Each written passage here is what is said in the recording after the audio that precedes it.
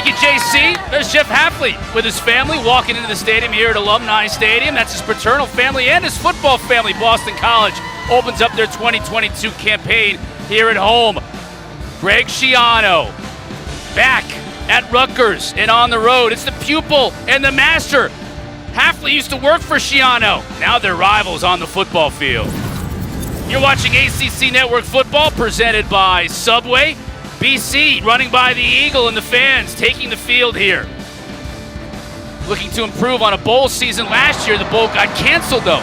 So bigger and brighter things ahead for Coach Hafley and Boston College. Rutgers, meanwhile, they were 5-7 last year, but they got an invite to a bowl game.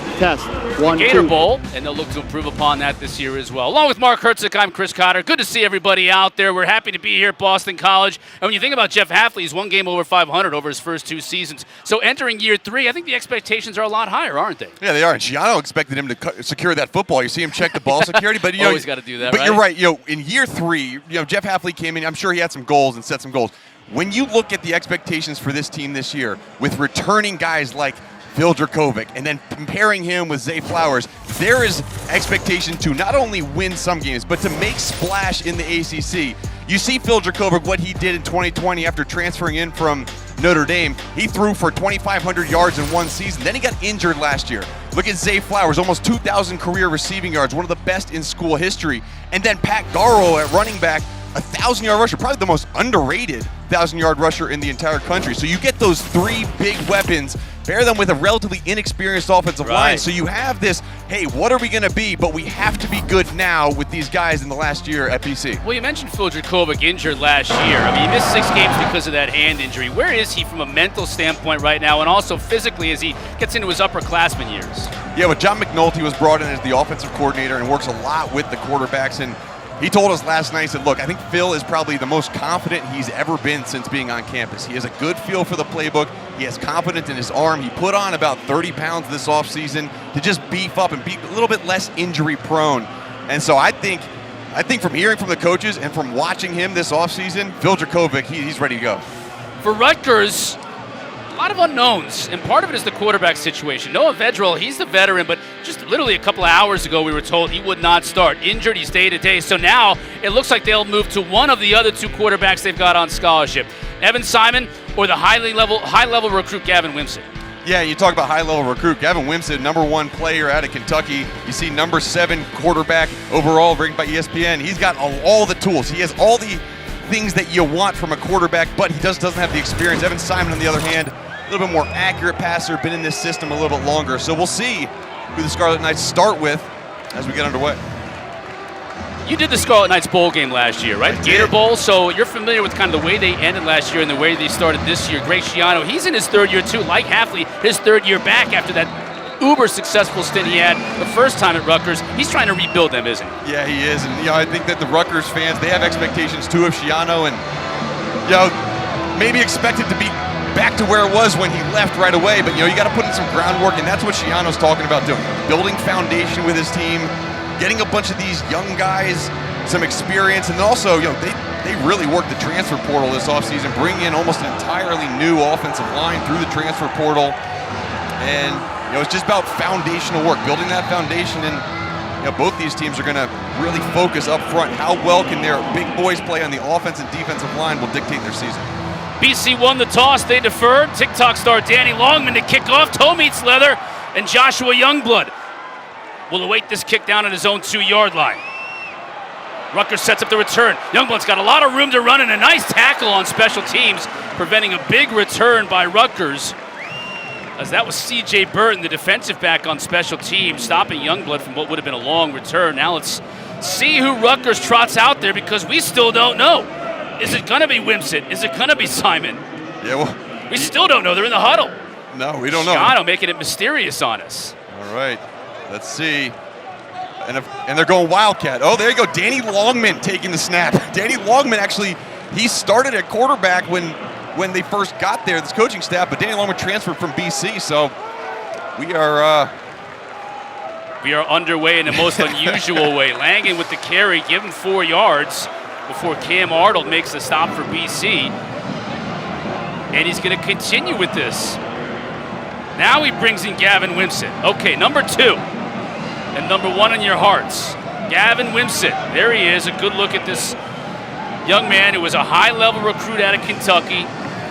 And with Vedral's injury, we don't know how bad it is, but this could be the handoff to Wimsatt now in terms of being his team. Yeah, agreed. Unbalanced set, overload to the right-hand side. Give up the middle. Kyle Monangai with the carry. Give him about 3 yards. It'll bring up 3rd and 3. Yeah, and this is kind of what they did in the bowl game. You mentioned the Gator Bowl. Now they're bringing in Evan Simon at quarterback, a little bit more accurate passer. They rotated these 3 guys along with Noah Vedral in that Gator Bowl against Wake Forest, and each one of them has a different quality. Gavin Wimsatt, we talked about his running ability, and now comes in the more accurate passer as they come in on 3rd down and 4 and need to pick up some yardage. Tight end in motion. Simon to throw. Trying to get it to the tight end. Dropped. And he had him too. And that was Johnny Langan, who was started at quarterback for that first play. And Johnny Langan, he can do a lot for this team. And good pass to the flat. Just unable to come down with it. Good 3 and out by Boston College's defense. Well, Chris, there's a little preview. Correct. We don't know who's going to be a quarterback. No one knows. It might be every series we get a totally different look from Greg Schiano and Sean Gleason in this offense. 3 and out here for the first possession for the Scarlet Knights. So Adam Korsak. Zay Flowers returning this punt. That's always dangerous. Zay Flowers dangerous on the return, and Adam Korsak might be the best punter in America. Yep.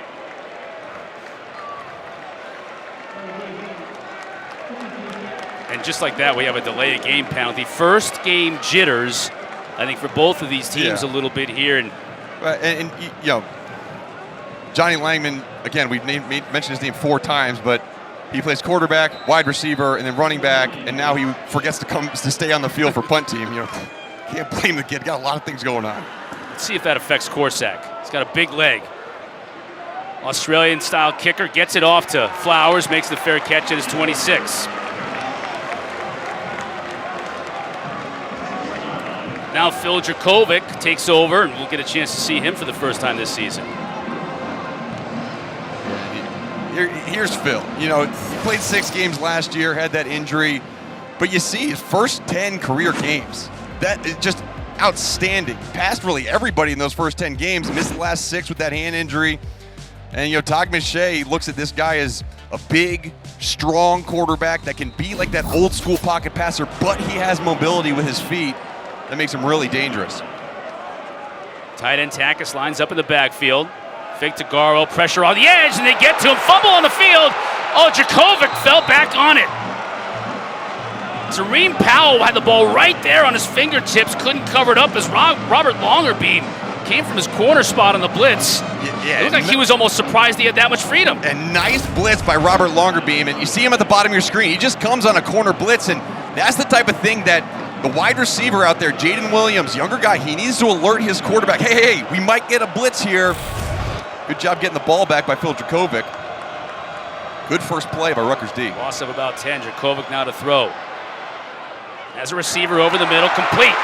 Jalen Gill makes the grab, close to the sticks. I think he's going to be about a yard shy. Christian Izzy in on the defense, and BC wants to go quickly here on 3rd and 1. Both those first 2 plays were targets down the field. Dracovic to throw. Has time over the middle, has a receiver wide open. That's Zay Flowers. Into Rutgers territory, 1st down. Well, Jeff Hafley might have said 1,000 times this offseason, we need to get Zay Flowers the ball more. That first pass was going to go to him. This 3rd pass went to him. Drakovic's going to run. Has blocking on the edge, picks up the 1st down and more.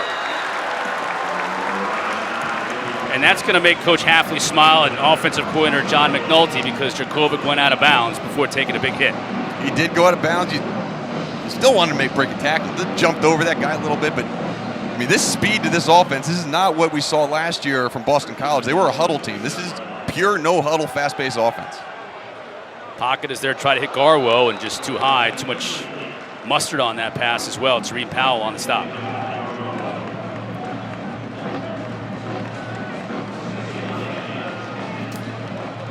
Brought in another offensive lineman, Dwayne Alec, number 53, checked into the game. So now they have 6 offensive linemen in the game.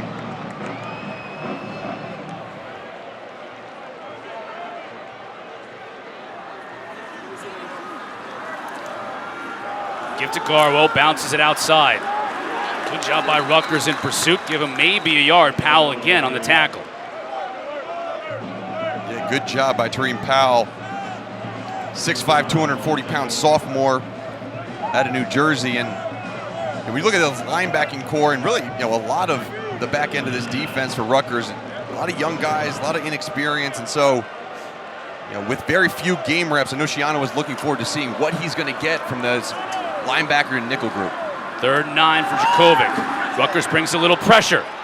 Has Flowers at the 10, almost makes a great catch, but can't bring it in. And Flowers had him beat. Ball was a little bit too far out, a little bit too flat from Phil Jakovic. I see him get a little more air on it, but it's close. It's really close. And last year, Zay Flowers had a lot of those, a lot of close catches that didn't necessarily go his way. Obviously, he had a quarterback in there that wasn't his starter, but those are the types of plays. Yes, it's the first drive of the season, but those have to get better for Boston College.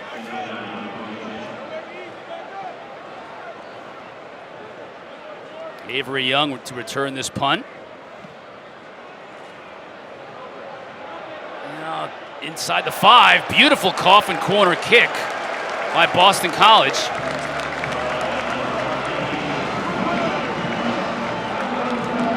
Scarlet here early in Chestnut Hill.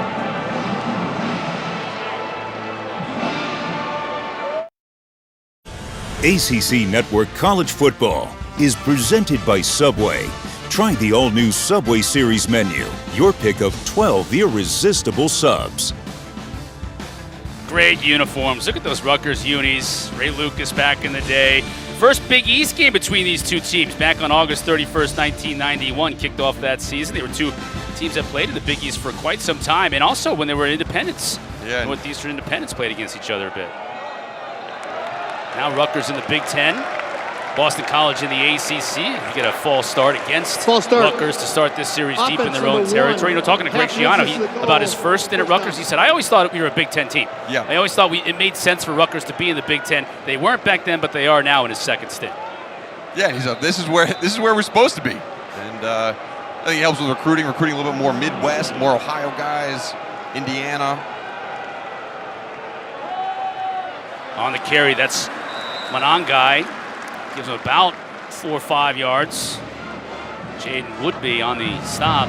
Going to see a lot of Monangai today. Aaron Young, who also shares the backfield with him, not able to go today because of an injury, so we'll see 23 in white. Probably also see Al-Shadi Salam, maybe even a little bit of the true freshman from Philly, Sam Brown. Wildcat again with Johnny Langan, the tight end. Bring a receiver in motion out back near side. Langan's going to run it himself.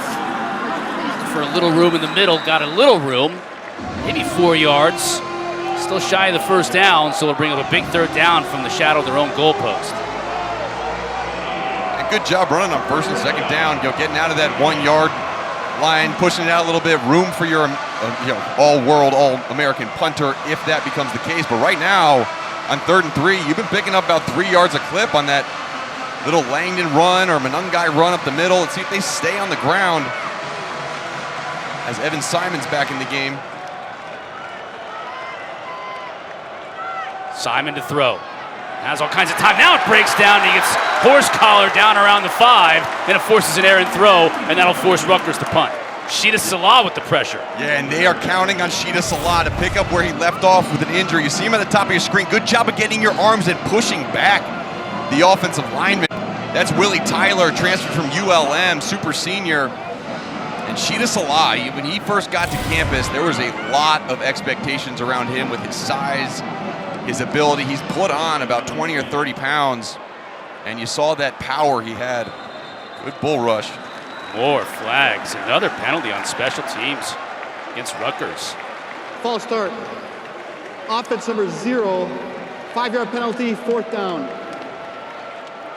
And this gets a little iffy when you're talking about punting out of this, back of your end zone with your heels towards the end, because usually a rugby-style punter, so he's going to roll out to his right and punt. And let's see if Boston College just comes off that left edge. Corsack end over end. Flowers wants everyone to get away from it, and it takes a BC bounce, dead at the 41. Good field position again for the Eagles. 35 yards on the punt, nothing on the return. You know, we talked very briefly in the open, Mark, about the offensive line for Boston College, and last year, loaded with talent. I mean, 4 out of the 5 guys last year are on NFL rosters now, and the 5th, Christian Mahogany, may end up being as good as all of them, but he got injured before the year started. Yeah, I mean, you look at these guys, and first of all, you won't see any of these guys today. It's all new. Right. You may see him next Sunday. Right, on the offensive line. You will see him next Sunday. But, you know, it all starts in the middle. Drew Kendall is a guy that coaches are very excited about. Obviously, he's young, but coaches think, look, he could be like a 2-time captain, a guy who plays in the NFL, maybe not one of those first-round picks, but he's just unproven, and he did miss some camp with injury. Hand off to Garwo. Maybe picks up a yard at best. Deion Jennings on the stop. And there's Mahogany right there. And, you know, at Boston College, the Boston College fan base, the Boston College alumni, even the Boston College players, they really believe that this is like O-line U, especially of the ACC. And to not have anyone returning is very rare. I mean, you know, you see all the first-round picks that Boston College had, and the majority of those are offensive linemen. So this will be a big question mark, how well they can play and protect Phil. Protection for Jakovic over the middle. It's a tight end, complete to the 20. Inside the 20, down to the 17. Takis. Now, George Takis is a very interesting individual, transferred in from Notre Dame, where they have probably the best tight end in the country. So Takis is like, I'm more than just a blocking tight end. I can catch the ball, and he proved it there. Yeah, and John McNulty, who was his coach at Notre Dame, you know, he really said, hey, look, I want you to stay at Notre Dame. When Takis was thinking about transferring out, then McNulty got the job. Look at this is just a perfect pass. Yep. Right over top. But yeah, McNulty gets the job here, and Takis is like, whoa, wait a second. Let me come with you. So they brought him here, and they've been really impressed with his speed and size. There's McNulty. Now Jakovic is going to tuck it and run. Tries to bounce it outside. Now he'll throw dangerously as his receiver already broke off his route to block for him. And Jaden Williams wasn't expecting the pass. It flies over his head harmlessly in the end of the day. Well, if there's one thing that you should expect with Phil Dracovic with the ball in his hand is that you don't know what to expect. I mean, he is so good at when the normal play breaks down to make something else happen and usually make a good decision. You know, that right there, that pass was an incomplete pass. You know, it could have been much worse. Good job getting the ball away. Second down and 10, pressure coming, gets it to Flowers in the end zone behind his shoulder, and he makes a great catch. Wow, how did he catch that? I was about to say, man, that's a great coverage by Max Melton, but beautiful concentration by Zay Flowers, and that's the first. That's the first of the touchdowns between 5 and 4. And that puts Flowers over 2,000 career receiving yards here at Boston College. And it gives the Eagles the lead.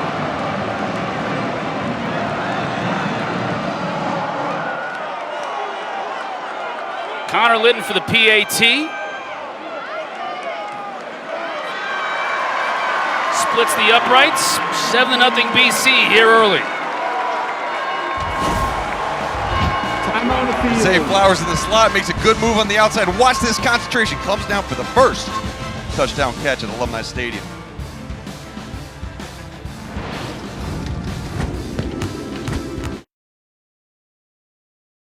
On the receiving end of a Phil Dracovic touchdown pass. BC up top here early, 7-0 in the first quarter. Yeah, you see Zay right there. He's doing my job. He's analyzing his own play. Gave a little juke, faded outside, got the ball down low. But you watch this, good protection, and then this concentration. I mean, there's a hand on his face mask. Good job of getting low, coming back to the football, and yeah, that's what McNulty wants. I mean, you've seen the first 2 drives. They've been consistent throws directed 10-plus yards downfield, whether it's been to Jalen Gill or Zay Flowers.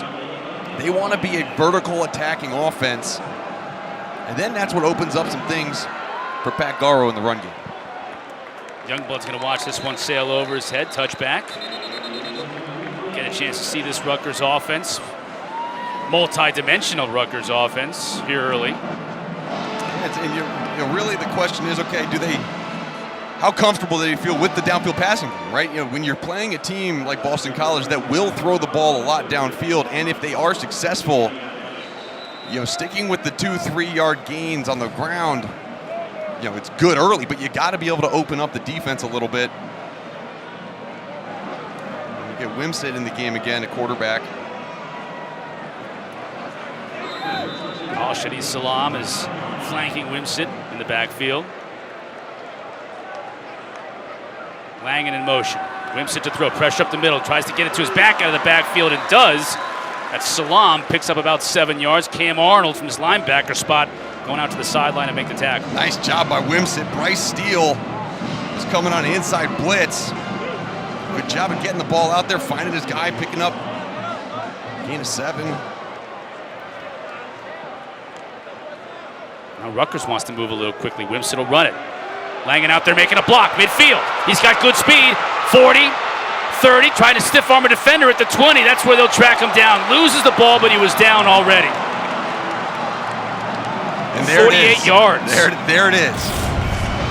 That's why this guy is in the game right now. And really good job by 21, Langan, of getting 2 in terms of blocking on that play and good speed, getting down the field.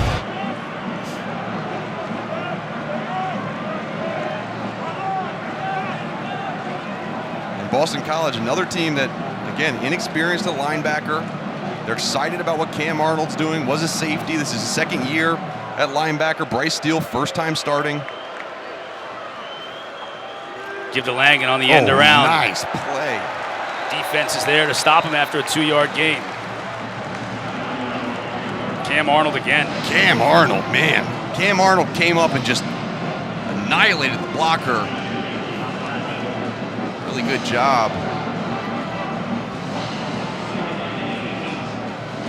That one run by Wimsett, 48 yards, more than doubling the total offense by Rutgers to that point in the game. Now set up in the red zone, 2nd down and 8.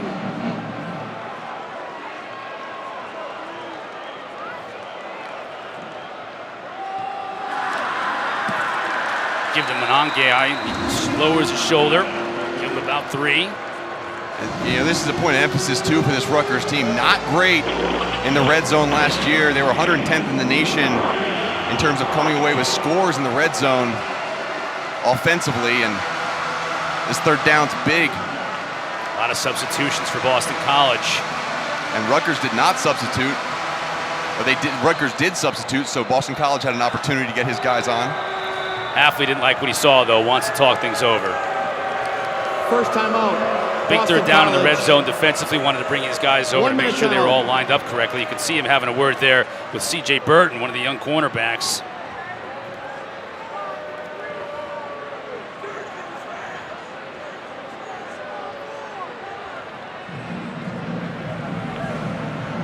ACC Network, the rest of our triple header coming up here, 3:30 Eastern, Bethune-Cookman in Miami. As we see Mario Cristobal making his debut at head coach, and then at 8 o'clock Eastern, Louisville and Syracuse, our ACC primetime game.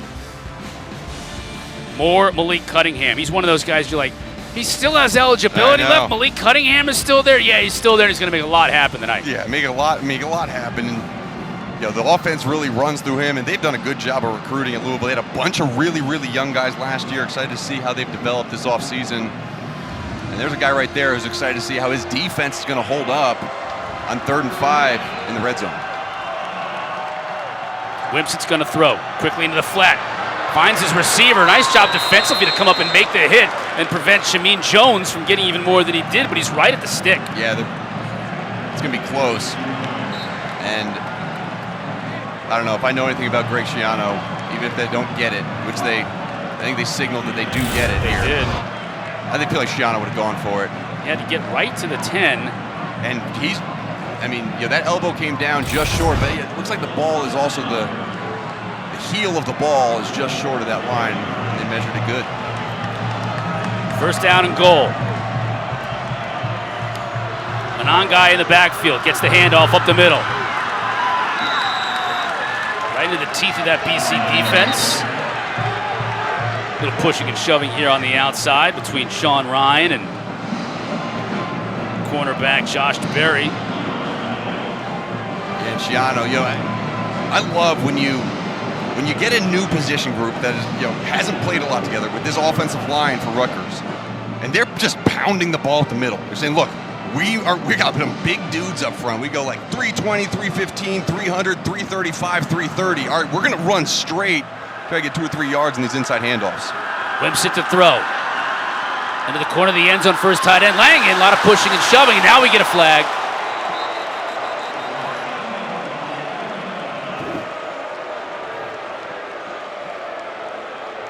Looked like Woodby was out there on him, a little wrestling with the tight end, Johnny Langen. It looked like Johnny Langen was pushing too. Result of the play was an incomplete pass interference, offense number 21. 15-yard penalty, second down. And I think the reason was it didn't look like Johnny Langen looked back for the football at all. It was almost like he was out there blocking. But you see him on the right-hand side of the screen. It was kind of before that, but little push off. That's going to back Rutgers up. And 4th penalty against Rutgers already on the day for 27 yards, and this is a really costly one. Now all the way back to the 23-yard line of BC is Coach Shiano now trying to dial something up from distance. Yeah, and Gavin Wimsatt, understand you're still in field goal range. Be careful with the football. Quickly out to Cruikshank. Flag down. Cruikshank makes a couple of men miss inside the 15. Let's check the marker. Looks like we got another one coming in too at the same spot. That's got to be a hold on the outside, I would think. Yeah.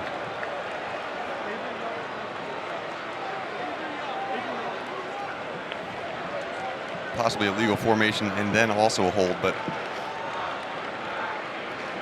get the ball in number 1's hands. Cruikshank, he's a dangerous returner. Make guys miss. Our referee today, Greg Bloom.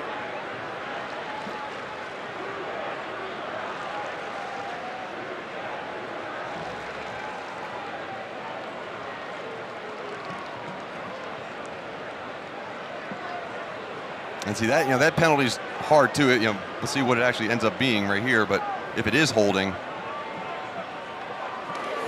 There are 2 fouls in the offense, illegal formation, more than 4 in the backfield. That penalty is declined. Holding, offense number 5, 10-yard penalty, second down. Sean Ryan on the outside, as we suspected with the hold. Rutgers is moving in the wrong direction after getting in the red zone. Yeah, and the holding was on against Josh DeBerry too. See number 21 reaching out for that, and that's just an effort play by Josh DeBerry. Got a little bit extra on the jersey, but now you're in a situation when now you're field goal range, or the edge of the field goal range for Rutgers. So getting 6 or 7 yards here on second down, setting up a third down that can possibly get back closer, would be huge.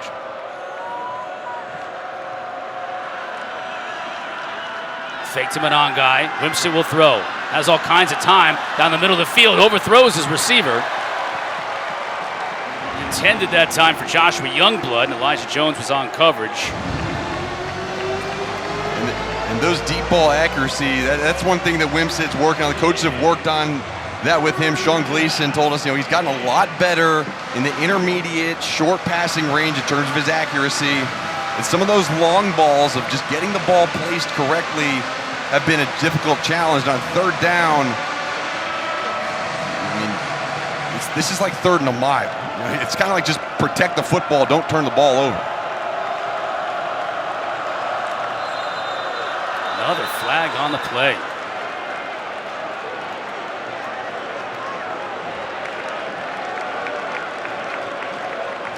False start. Offense number 57. 5-yard penalty, 4th down. And remember, this is 3rd and goal.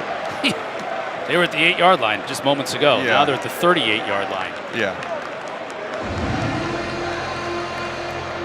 That's at least the 3rd false start penalty we've seen against Rutgers in this first quarter. First 10 minutes of the game. And there's something to be said about setting up Adam Korzik for a nice coffin corner punt, but this was not how they planned on doing it. It's not the game plan. They're not trying to do that. So it's 3rd and a mile for Wimsatt. Chris Long in motion. Wimsatt's got time. Now the pocket breaks down. Chased. Holding. Wimsatt is chased and tracked down and sacked.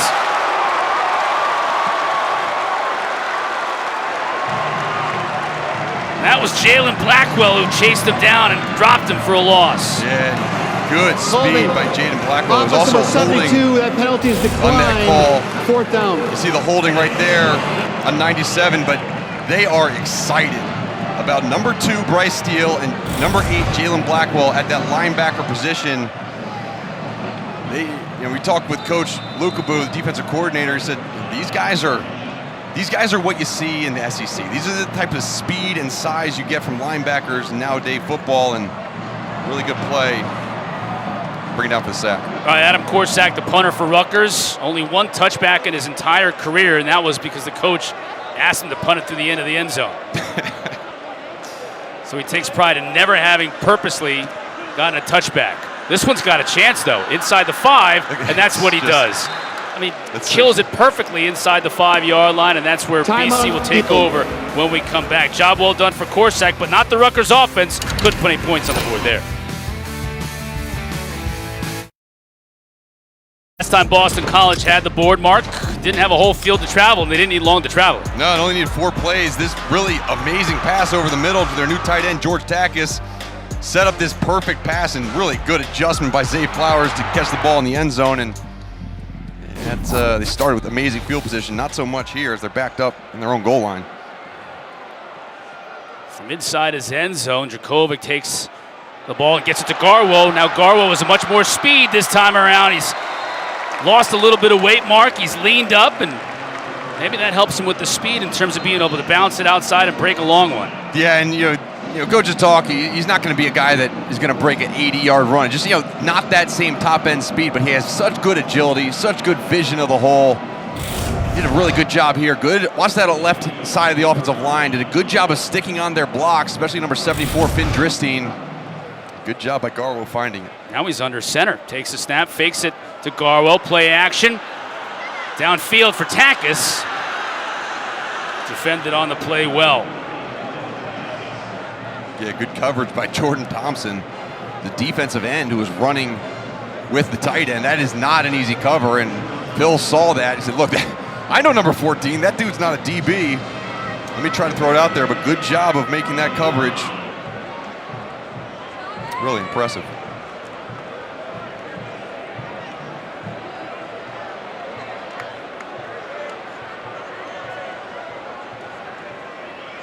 Give to Garwo around the end. Got blockers in front of him. Met by Ifian Maije. Give him about 6. A little bit different scheme. Boston College fans for the past couple years under Frank Cignetti have been so used to zone run, zone run, zone run. Well, Jeff Hafley said, look, we want to be able to do different things. Had 2 guards pulling on that last play for that big pickup, setting up 3rd down and 4. Rutgers only brings 4, so Dracovic has time underneath. Zay makes one man miss, gets to the sticks, picks up a 1st down.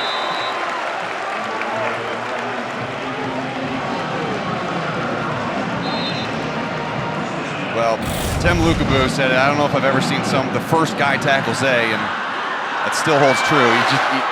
He understands his body so well, he understands his speed so well, got great feet. How about how great of a catch that was? Yeah, that ball got to him so fast. That's a good point. He's only like 5 yards downfield. Now he can't handle the handoff and he's going to try and make something happen, and almost squirted through there. Yeah, and this is going to be one thing that the offensive staff is going to have to just recognize early, is that, again, it's the first game for everybody. Zay, they want him to get 15, 20 touches in the game, but he's going to tire out. That's actually a pass. Yep.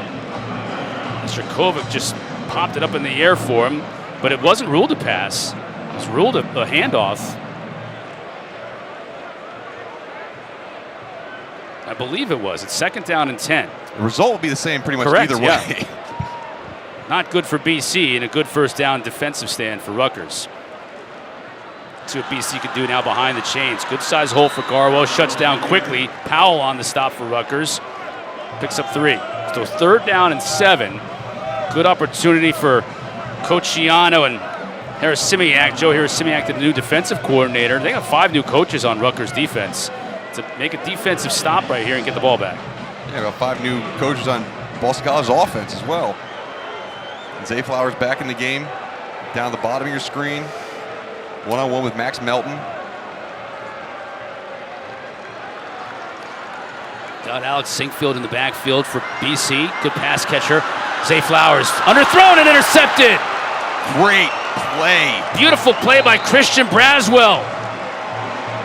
Nice job, Christian Braswell. Transferred in from Temple. He's a super senior, and he does a phenomenal job of getting out to the flat and then deepening with no threat. Watch him. See number 6, his eyes back at the quarterback, but there's no one in the flat underneath, so he can sink all the way back. He does a nice job of getting under that 7 route. You see Dracovic throw the ball a little bit more towards the boundary, but big play for Rutgers. Let's see if they can get something going on the offensive side of the football.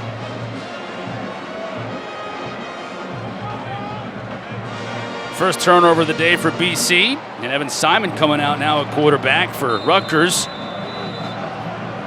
Kyle Manongai at tailback.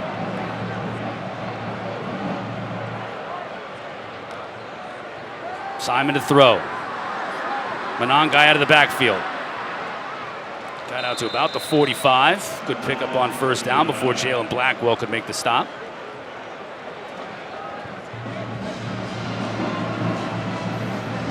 See Simon right there out of Mount Joy, PA. Pretty much 90% of this roster is from either PA, New York, or New Jersey. And got in some games last year, had some success throwing the football, played in that bowl game, as I mentioned earlier, and you're going to see just a lot of good, accurate throws. Catches, run after the catch when he puts the ball in the right spot, and they like that about him. Quickly has a receiver. Just down like to the that. 40, right? Just Sean like Ryan, that. transfer from West Virginia. Now they're moving. And when you put the ball out in front of a wide receiver who's covered man to man, it's great because the rest of the men are running away from the football, and you get to have that yak. And they love that about Evan Simon.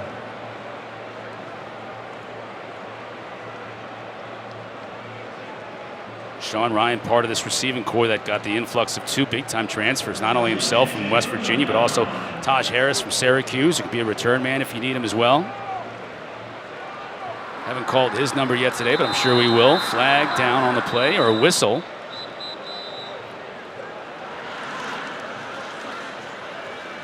End of the first quarter. That's the end Clock of the ran first out quarter. before they got the snap off, Time so we'll on move the to the field. second. Rutgers on the move again. They were denied the last time they got deep into Boston College territory. Can they get back there and finally put some points on the board? We'll find out when we come back.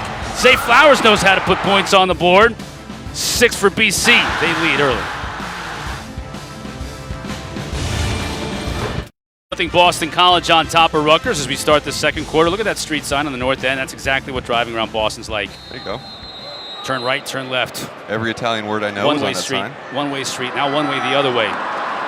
End around here. Crookshank. That's what you got to do. Get him the ball in space, and he gets 9 yards for you. Yeah, and good job by Rutgers. A lot of the bang you up the middle runs. You get the sweeps with Crookshank. You get some quick passes on the outside. They're really spreading the football around in terms of the placement on the field, making Boston College defense run sideline to sideline, tiring him out a little bit. See number 55, Quan Williams, D-tackle, 4-star for Boston College in there in the game right now. Wimsett, he can run it. Instead he gets it out dangerously to Langen. That's a really nice catch by Langen. Yeah. Because that may have been a fumble. That was close to a lateral. Either way, Langen was able to bring it in and get something positive out of it, enough to move the chains. Yeah, good job of keeping your eyes on your quarterback, right? That's knowing what guy has the football. He can do both things, and you're right. Langen, little relief valve, good job bringing that ball in, enough to pick up a first down. And you see the kind of the change of pace, right? Rutgers and BC, neither one of them are going to be fast-paced all game. Sometimes they'll huddle up, and now Langdon back in at quarterback. With Manongai at tailback. They go with the reverse, and Langen is there to give a block to Crookshank. He's inside the 10. To the goal line, he'll score. Wow. Back-to-back Crookshank reverses. Great play design and phenomenal block by 77 Willie Tyler. Watch him on the left-hand side of the line. He'll come back in the screen eventually. Good block by Langen, and then out here all the way downfield, working on the defensive back, Jason Maitrey.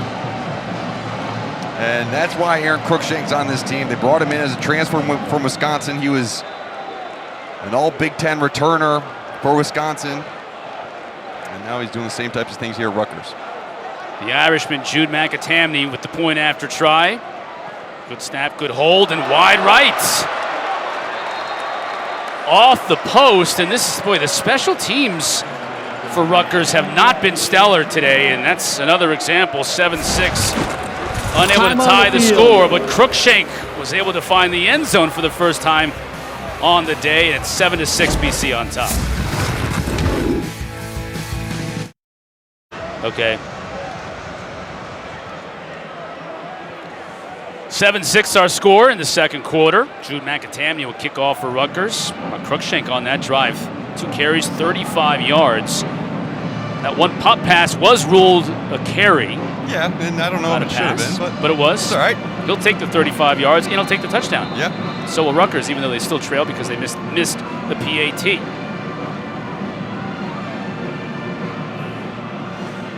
Speedster Jaden Williams deep for Rutgers, or for Boston College.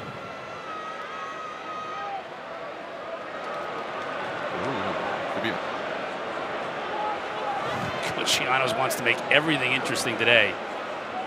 McAtamney out of the back of the end zone, touchback. Let's send it down to the third member of our crew, Larisha Harris. Well, guys, we know that Coach Hafley had the opportunity to work with Coach Greg Schiano. He was there at Rutgers for 1 season, and he told me he learned detail, how to hold people accountable, and work ethic. But what was so meaningful was simply that during that time, Coach Hafley's dad was diagnosed with cancer. So being close to home and being able to constantly care for his father, that made everything all the better. Yeah, you saw in that team picture Coach Hafley top left and Schiano front and center.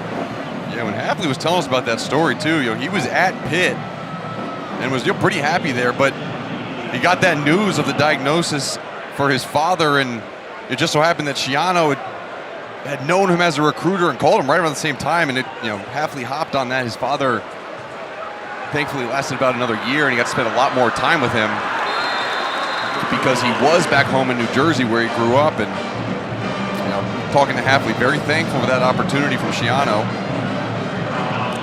Nice play by another cat from New Jersey, Tyree Powell, making the stop there on what looked like a designed run from Djokovic, although it wasn't designed very well, or at least blown up by Rutgers, gain of half a yard. Rutgers got a little bit of momentum after that scoring drive. 2 good drives offensively for them, even though they were only able to get points on that last one. Now Djokovic is flush, wants to throw, flag down, does finally get rid of it, hits Takis. Bobbled it, but brought it in before he falls out of bounds. That's a first down, but we'll check the marker.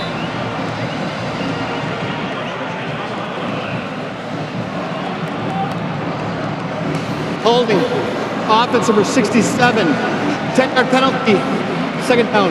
Holding on Jack Conley, right guard. First BC penalty of the day, Mark. Yep, you see the right guard right here, getting that arm hooked around, and good call by the officials. My J was like, what? Both arms up. Of course you're going to sell that if you're a defensive lineman, right? I mean, you got it. Look at this. Look what's happening to me over here. Watch where Zay is. Zay's in the slot down the bottom of the screen, going in motion over by a tight end. Could be a screen out there. Fake to Garwell. Djokovic is looking that way. Now it breaks down. He has time, though, as he's scrambling. Directing Garwell will try and get there on his own and can't get very far. And he had Jaden Williams downfield. One thing Phil Djokovic is so good at and so dangerous with is keeping his eyes downfield on those scrambles. That was a miss. That's towards the bottom of the screen, right on the 30-yard line. Number 0, Jaden Williams.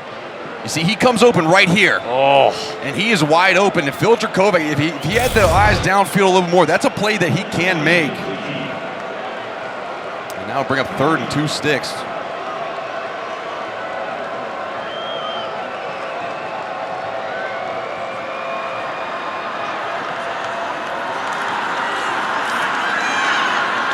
Clean pocket. Diving catch made by Takis, but he's going to be a long way away from picking up the first down. Good catch by Takis. Really good job by Rutgers defense. Understanding the situation of the game. Look, they got to get 14 yards. If they catch it for a gain of 8, that's fine. Get the ball back and Get it in this man's hand Yeah. right here, standing at the 29. Crookshank. That's Crookshank.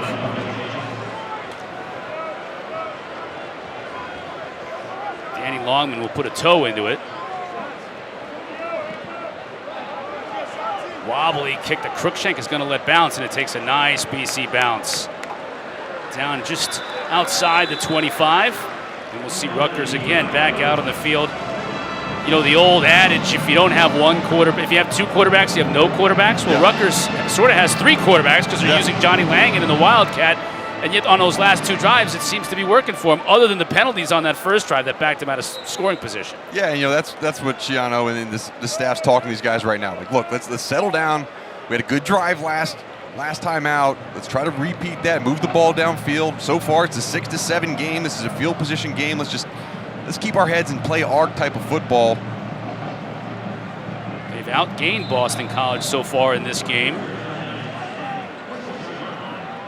Now Evan Simon back at quarterback. Give to the true freshman Brown. Not much doing there. Gets maybe a yard. Another good play by Jalen Blackwell. Sorry, that might have been Jaden Woodby. Safety coming down. And you see Schiano there, and we talked about their relationship, Hafley and Schiano, and it was kind of interesting. During that year that Hafley was at Rutgers, you know, that's when Schiano was interviewing for that Tampa Bay job, you know, kind of unbeknownst to Hafley. They were on a recruiting trip, and Hafley was going to close a guy, and Schiano never showed up. So I was like, he must have gotten this Tampa job, and then you don't know whether you have a job. Yeah, but Schiano called, hey, I want to bring you with me, and that's really how Hafley made the jump into the NFL coaching tree. Now almost hit the tight end in motion on the snap. Little confusion, tried to hit his running back Manon guy, but he was laid out by Jason Maitre. And Jason Maitre read that the entire way. As Gavin Wibstead starts rolling out, Maitre is eyeing up the target. Boom! Man, good timing on that play. Didn't get there too early. Good hit, legal hit. That'll get the fans fired up. 3rd and 9. Haven't seen a ton of pressure from BC. Let's see if they bring at the bottom. You see Jaden Woodby, number 9. See if he comes on a blitz. They were bringing it, but we got a whistle. Schiano and company may have seen it. They may not have liked it. Calling timeout to talk it over. Rutgers facing a 3rd down. When we come back, going to take a quick break.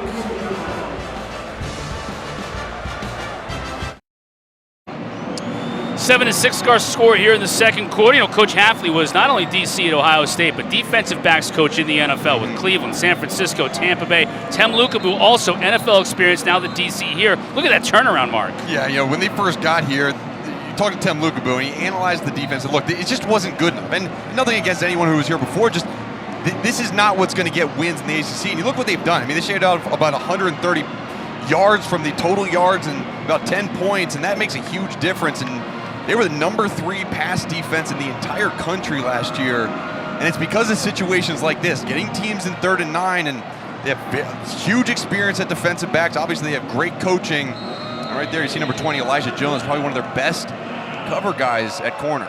3rd and 9, Crookshank in motion. Simon faked it to him, now gets it underneath. Unfortunately, Youngblood couldn't do much with it after he caught it. Certainly not enough to pick up the first down. Donovan Ezeraku was there to make the stop, and it's 4th down. Yeah, and good job by Marcus Valdez, defensive end. Fifth-year senior for them, and he read the screen, popped out from that defensive spot, was the first guy to slow down Youngblood. Youngblood, another one of those guys. You talk about Crookshank, his ability to return the football, big play capability, but Youngblood, you know, he's a transfer from K-State. I mean, he's just phenomenal. He had 3 kickoff returns for a touchdown when he was playing at Kansas State. Corsack. He'll get a bounce off of this one, and does. Right at the 21. BC will take over there. Part of what makes Corsack so good is the fact that when you get that running Aussie start, you just get a roll on the ball a lot, and it's hard to return it, so you get that net punting. Well, there's that, and also he has a fantastic number. which helps him on the punt game. I'm sure. Yeah. But when you were wearing that number, I'm sure you weren't thinking, man, I could be a great punter. No, I wasn't. If only I got a shot. But it's a good number for any position. But you see that Aussie rugby style punt. He understands. Like you watch Sundays, you don't see that. So one of the things he did, and Schiano really went to him and said, "Look, we want to work on your pro style punting that offseason." He did that, and so he's going to play at the next level on Sundays at some point.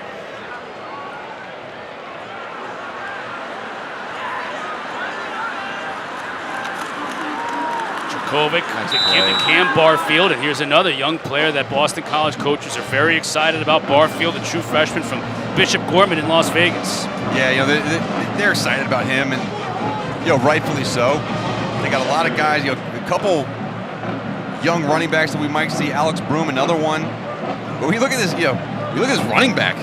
We're used to seeing the AJ Dillon, the Andre Williams, the big 6'1", 240-pound back.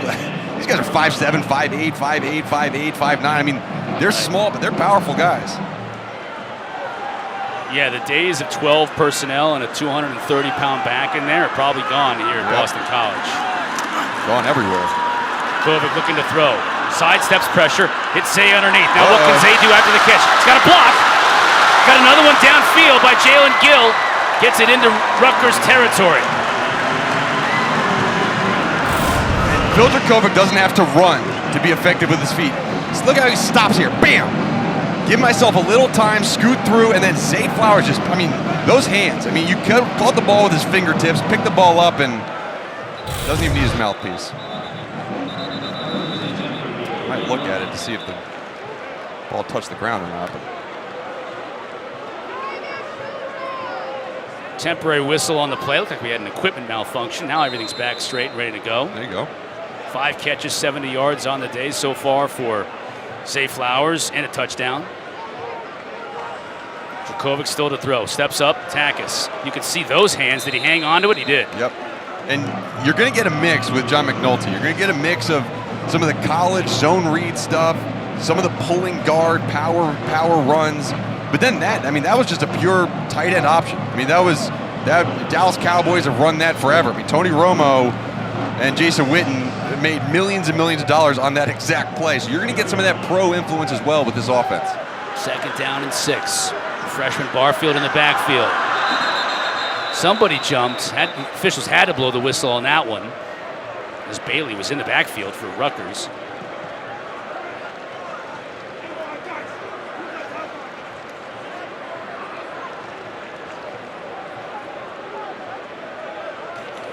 Offside defense.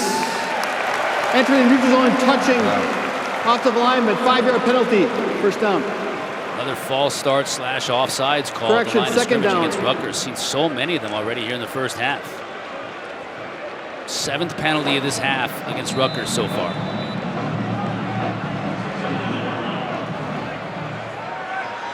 Garwo back into tailback. He'll get the carry up the middle. Can't get away from the first defender. Play. Beautiful play by Deion Jennings. Deion Jennings, 2 really good tackles on this drive. Coach loves to see that from these young linebackers. 3rd down now. 3rd and 1 for Boston College. Garwo in the backfield brought in their big guys. Got the kind of 2 tight ends set with that extra offensive line, and this smells like downhill run all day. Smelled it right. Sidestep, though, just enough to pick up that first down. Yeah, and just enough. Pat Garwo in between the tackles, that's where he makes his money. Watch him find this hole, because that initial hole is not there, and then does a good job of setting up the block for his tight end George Takis, and then sneaking back inside to pick up that yard. And as those inside run plays become more effective, it sets up the long play action shots to guys like Jaden Williams and Zay Flowers. Now Flowers in motion to the top of your screen, comes back. Garwo, nothing doing. All kinds of white jerseys in the backfield led by Aaron Lewis. Yeah, that one didn't work. What do you got for us, Larisha?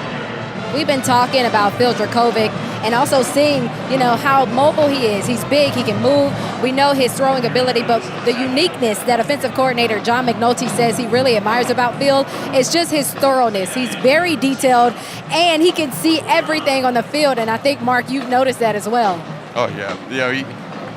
He's just so, and that's what makes him so special. You know, even in that 2020 year, he didn't even know what he was doing really. But he just could see guys open and make those throws, and a lot of that goes to the wide receivers of being where they're supposed to be. Rolls to his right. Has a receiver downfield, no problem inside the 30, down to the 26.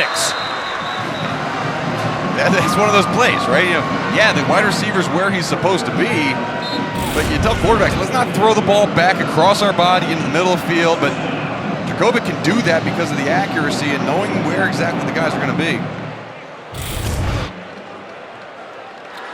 Jade Williams to move the chains. Throwing again, now pressure. Tries to force it to Williams. Knocked away nicely that time by Kassan Abraham. You saw some arm strength there by Jurkovec. Fired it right in there. Good job by Jaden Williams coming back to football because that had a chance to be intercepted. And really good play by Abraham. Anytime you get a speedy wide receiver, keeping him in front of you is important. Flowers in motion. Jurkovec to throw. Looking to get it to his back. Xavier Coleman.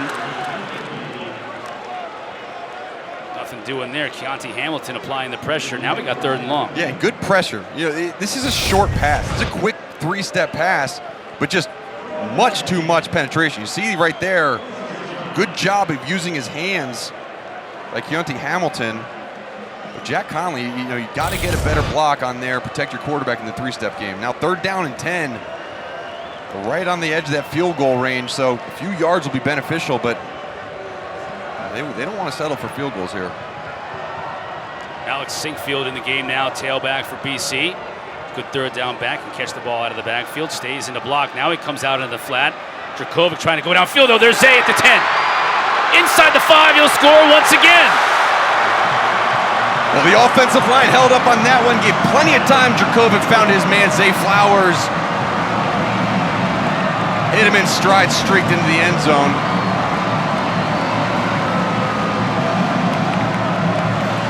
That's a bad man right there.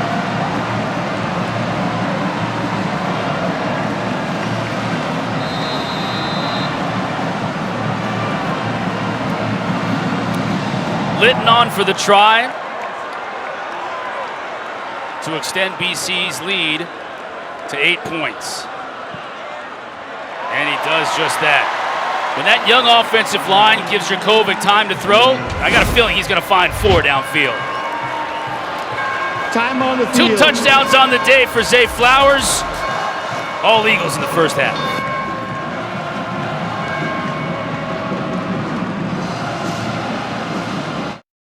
15 seconds off the clock. Zay Flowers on that drive alone.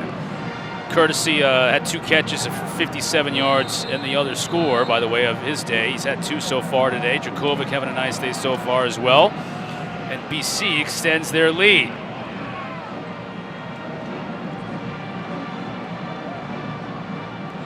Youngblood back to receive this kick. He's going to have a chance at the 6.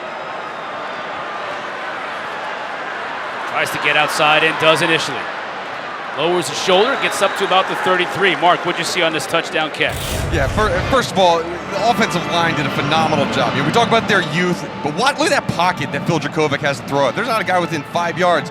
And then Jalen Gill, right along the hash at the top of your screen, does a good job of clearing out the middle read runner, and just wide open for Zay Flowers. And with that speed, you know, it just looks easy. When there's time for Phil and Zay to make connections like that, I mean, this offense could be one of the best in the ACC, but it all comes down to that offensive line and how well they can protect. Shano going with Simon at quarterback to start this drive. Nothing doing for Monongai. Still nothing doing. BC defense gang tackling at the line of scrimmage. We talked to Tim Lukaboo just about the effect that guys like Zay Flowers, guys like Phil Jurkovec, guys like Pat Garwo have on their defense. And he said, look, these guys are dogs out there playing offense. Like, these guys could fit in well in our tough guy defensive room. So when you see Zay make plays like this, it sparks the defense, gets them going, because They want to get the ball back in their hands, score more points. Simon looking to the sideline, changing plays. Look at Tem over here at the 50, waving his arms up. Defensive coordinator for Boston College. He sees something. Now Simon over the middle. That's wide open to Langan, the tight end. Inside of BC territory, absorbs the hit down to the 45. Yeah, and that adjustment, obviously Jaden Woodby going across the screen, it just left a wide open player in the middle of the field, and lack of communication. That's one where, as a coach on the sideline, you want to get the guys in the right position and just want to make sure you get it done without confusing them. Good pitch and catch by Rutgers, and you're going to see a lot more at number 21 for Rutgers making plays. He's making plays all over, multiple positions, lining up in a lot of different spots. Fresh set of downs for the Scarlet Knights inside BC territory. Simon to throw once again. Now the pressure comes through, throws it behind his intended receiver, Shameen Jones.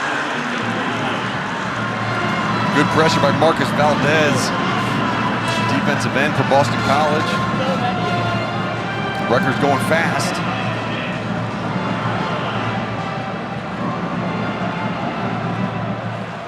Showing single high. Pressure picked up. Nice job that time by Simon getting it out to his receiver. Cruikshank makes the catch, shy of the first down, but puts him in position to get this third down. Yeah, BC sent all their linebackers. I mean, it was just a let's sell out blitz, force us to come out fast. Now 3rd down and 5. Rutgers going to huddle up and make sure they get the right game plan. And with that pressure on 2nd down from Boston College, let's see if they turn it up again and force the ball to come out of Evan Simon's hands quickly. Rutgers just 1 for 5 on 3rd down so far this afternoon.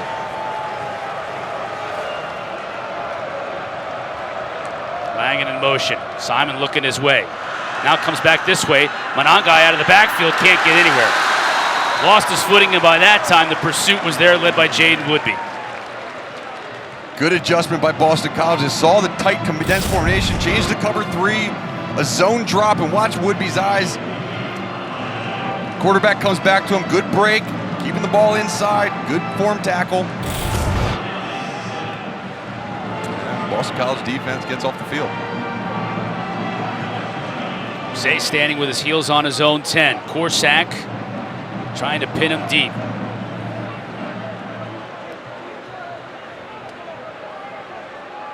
Boston College keeping their defense on the field in case of a fake.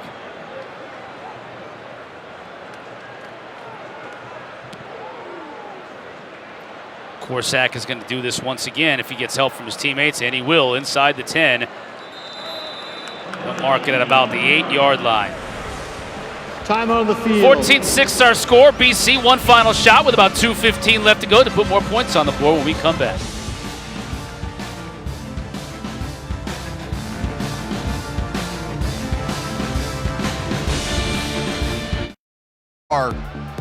Coach Hafley talked that they wanted to get the ball to Zay more early in the season. So far, 18 attempts by Fildrakovic, 8 have gone to Zay Flowers. He has 6 catches for 96 yards and 2 touchdowns, and he has used his speed and his agility and his toughness. And when Zay gets going, this offense is scary. Dracovic looking to throw. Takis over his head, incomplete. Well, he's looking Takis' way a lot too. Yeah, he has. And Phil Dracovic, when you talk about making completions, there's a difference between a completion and then the right completion. Phil Dracovic has made the right completion to Zay Flowers. Of those 96 yards of Zay's receiving, 40 of them have come after the catch. So that means Phil's hitting them in stride and able to use that to make his momentum keep going forward and making guys miss. They have been on target so far in this game. Takis, the new tight end, has 3 catches on 5 targets in this first half. You can see him in the slot near side with Gill in motion, now on the inside. Takis now to the top. Nowhere to go. Garwo stopped for a loss. Keontae Hamilton in there now. Of course, Rutgers is going to call a timeout, 3rd and long from the 4. Yeah, and this is the issue. A young offensive line. I mean, it's just a misassignment. You get a couple guys slanting down on the defensive line. All the linemen are looking up to their second level blocks and no communication on who's got the slanting defensive lineman. We talked to Hafley, he said, look, we could come out here and there could be a couple plays where we call something and guys are going in the wrong direction. I mean, it's a possibility because they don't have those live reps. And then you could also get plays like that last touchdown pass where they're just solid in their protection. So there's a young group, there's a lot of potential. Coming up at the Auto Owners halftime report, got a first half recap of our game. Battle in Boone, North Carolina going to Boone to take App State. It's like a dream come true for the folks in Boone if they could only spring the upset. So we'll talk about that one. And the Wolfpack are on the road at ECU as well. How about these ACC teams going on the road? Dowdy-Ficklin Stadium there to take on the Pirates. You know, the Pirates are like, this is a chance of a lifetime as well. At home, knock off NC State. It's supposed to be NC State's year. They're fired up about it. So JC and the crew in studio will talk about that going up at the half. From his own end zone, Dracovic just trying to force it and completes it. No, out of bounds. He caught that ball just out of bounds. Wow. On a pass that was forced, and Robert Langerbeam actually had pretty good coverage. Just great hands to bring it in, just couldn't bring it in inbounds. Yeah, great coverage. Let's look, check the protection. Get a little pushback, guys in his face, but I mean, Zay just went up there, grabbed that football. Good coverage, as you said. And see if Rutgers breaks people. They're loading the line of scrimmage. See if they try to block this punt. Longman from his own end zone.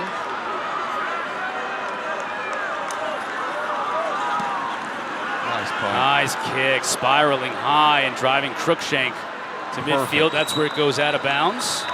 So no opportunity for a return. Yeah, Longman pumping the fist. Not only a deep kick, got it out of his own end zone, and he prevented number one from getting anything to do with it. Yep, that's the exact right punt for that situation. Good job, Danny. Now back to this Rutgers offense. At times, they've been able to move the football. They just haven't been able to finish drives. I think in a lot of cases, Mark, when I think about it, penalties have really hurt them in key times and moved them back where they've stymied their momentum. Yeah, and, I think it's been a mix, right? There's been a mix of big plays, getting the ball in Crookshank's hands, letting him make some guys miss, then a couple good runs, some good push by the offensive lineman. But, same thing. There'll be a play or two where maybe an offensive lineman has the wrong guy, wrong block, and there's a TFL or a penalty that backs him up. So Wimsett now back at the quarterback spot. He'll look to throw. No, tuck it. Can't get far. Maybe back to the line of scrimmage. Ezeraku was right there.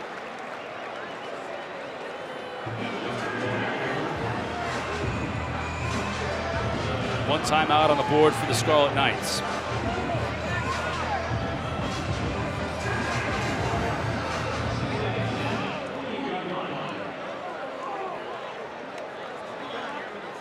Wimsett will throw pressure off the edge. They got him. Chibuzi Onwuka was finally there to bring him down, but that was pressure from all different directions, Mark. The booze is back in Alumni Stadium. We're not talking about beverage, we're talking about the player. Chibuzi Onwuka, back from injury, missed all last year. Comes up with that sack, forcing a third and very long. And you're gonna see that out of Tem Lukaboo, Jeff Hafley. Sometimes in those second passing downs, bring the pressure. Now they could sit back and play coverage. Third sack of the day for BC, and they do. They bring just three, so Wimsett has all kinds of time. Over the middle to Lang and deep. Intercepted. Picked off by Jones. Now he's got a blocker in front of him. He gets to midfield, out of bounds inside the 45. And a late flag to boot. BC will have 34 seconds left in the half and in great position. Good coverage on the play by Jason Maitre and Elijah Jones, understanding the route combination to the short side of the field. You see Gavin Wimsett, look at 21, he's wide open.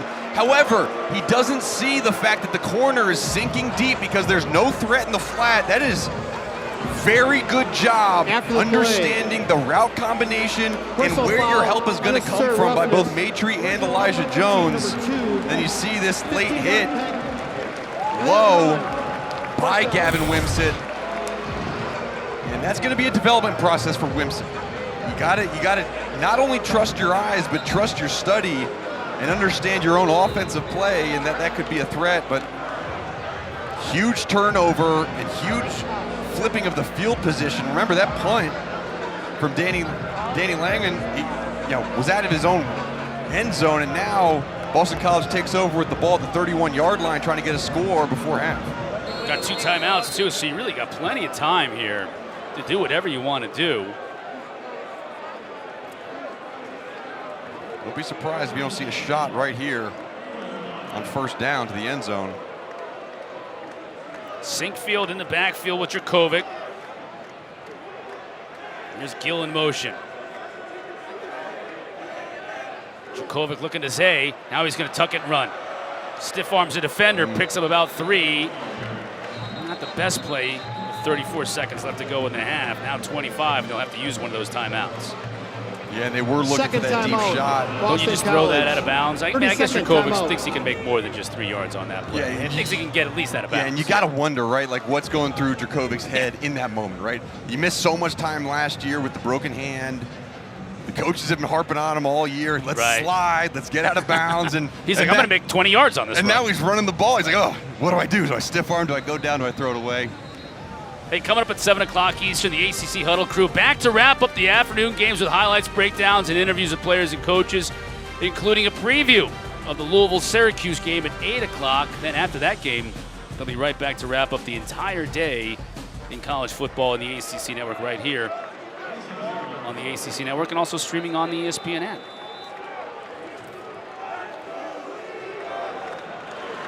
Dracovic has time to Garwo. Brought down beautifully. That's Sinkfield rather, but brought down beautifully that time defensively by Rutgers, and Christian Braswell has made a couple of big plays here in the first half. Boston College, 30-second timeout. Timeout has to be called. Game clock operator, please hit the game clock to 19 seconds. 1-9. You got to get ready if you're the Boston College field goal team to get on the field quickly, because there's still time for another play. But if that ball is caught in the middle of the field and not for a first down, or if it's run or sack, it's going to be what we used to call a white field goal. White, get on the field right away. Try to get lined up, ball snapped, and kick it off.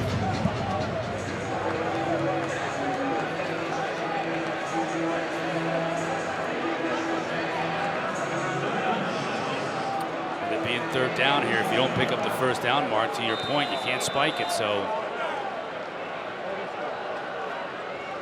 Rutgers brings pressure. Dracovic overthrows Takis. Boy, if you could have gotten it to him, that'd have been a huge play, but the pressure was there up the middle. Tareem Powell and almost all of his teammates, Renee Conga, everybody in there. Yeah, and sent all-out pressure. See number 4 and 22 on a little cross stunt towards the middle of the field, and because it was incomplete, got time to get your field goal team on. A 44-yard kick. Connor Litton's going to put a toe into it.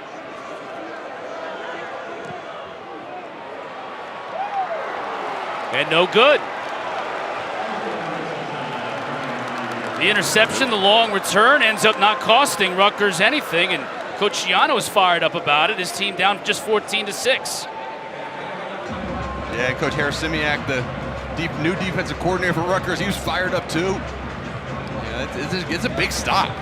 In this game, you go from making it a 1-score game to a 2-score game with that field goal, and especially off a turnover, right? That's every time your offense turns the ball over, the defense, when they can hold for 0 points, that's a huge win for that Rutgers defense. And now you got to imagine you're going to just see a couple, just one kneel down going to half. That's exactly what we see from Evan Simon. And that'll wrap things up here for the first half in Chestnut Hill. Coach Schiano has to be pleased with his defense to this point. This is an offense led by that man right there, and Phil Dracovic, who put some points on the board. We've seen how dynamic that Zay Flowers is in the open field. We've seen Garwo being able to run the football and only 14 points on the board at the half. He has to feel pretty good about his chances the way his team's defense played in that first half. Yeah, you cut out some of those penalties. You're down in the red zone. They came away with 3 on that first red zone drive, and they don't miss the field goal. It's a 13-14 type game. So yeah, there's a lot to be excited about for Rutgers. There's also a lot to be excited about for Boston College, and they can shore up that offensive line and protect Phil. They got a lot flowing on offense. Let's send it down to Larisha on the field. See from Phil Dracovic. Just to settle in a little bit. We got guys open, as you can see. He's doing a job, though. He's throwing 2 touchdown passes. He's making plays with his feet. It's kind of like I told you last night. There's a lot of guys that are anxious playing for the first time. I just want to see him settle in and execute at a higher level.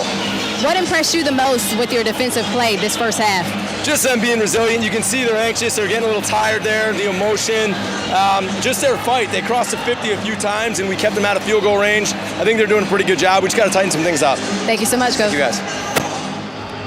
Thank you, Coach. Larisha, our halftime score, 14-6, BC on top. Crew and studio going to take it away.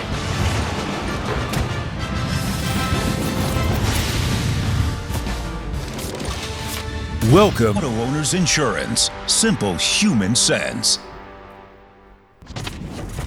BC leads this one 14-6 over Rutgers. Coach, as we get ready for the second half, just a few minutes away, what adjustments do you want to see in the second half from the Eagles? Well, I think the Eagles' offensive line has got to be more physical in the run game. They're averaging less than 3 yards a carry.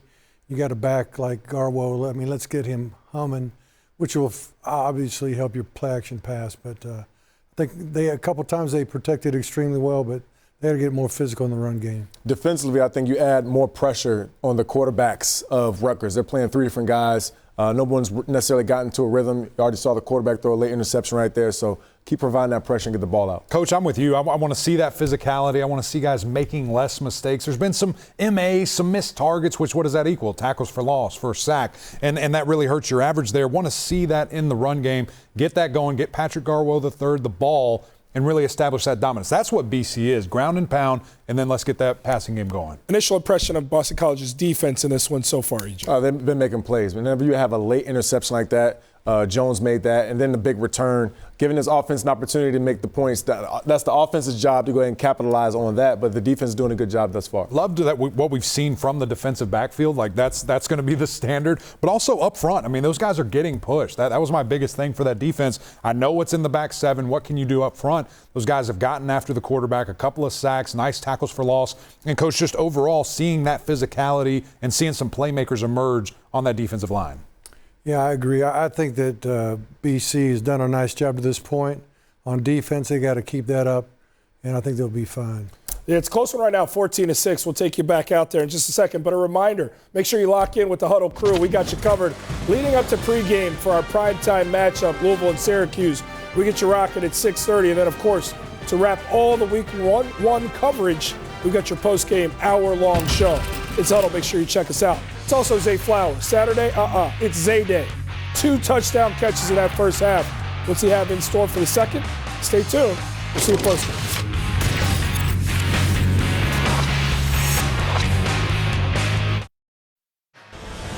You're watching ACC Network Football presented by Subway. Halftime here at Chestnut Hill. Getting set to kick off in the third quarter. Great day. Absolutely beautiful, beautiful day for football. And it's beautiful so far for the Eagles. They've got a 14-6 lead over Rutgers, although Rutgers is playing tough and keeping it tight. Chris Cotter and Mark Hertzlick with you. And really, it's been the story that we thought it was going to be at the beginning of the game. Phil Dracovic to Zay Flowers and that offensive line. If they protect, he's got time and he can make him pay. Yeah, when you look at that offensive line, when there is time, they've been able to connect. Watch here. Look at this pocket that Phil has to throw out of. That was the first touchdown pass that Zay caught. This is the second. Look how much time there is for the routes to develop downfield. And McNulty's offense, that's going to be clutch.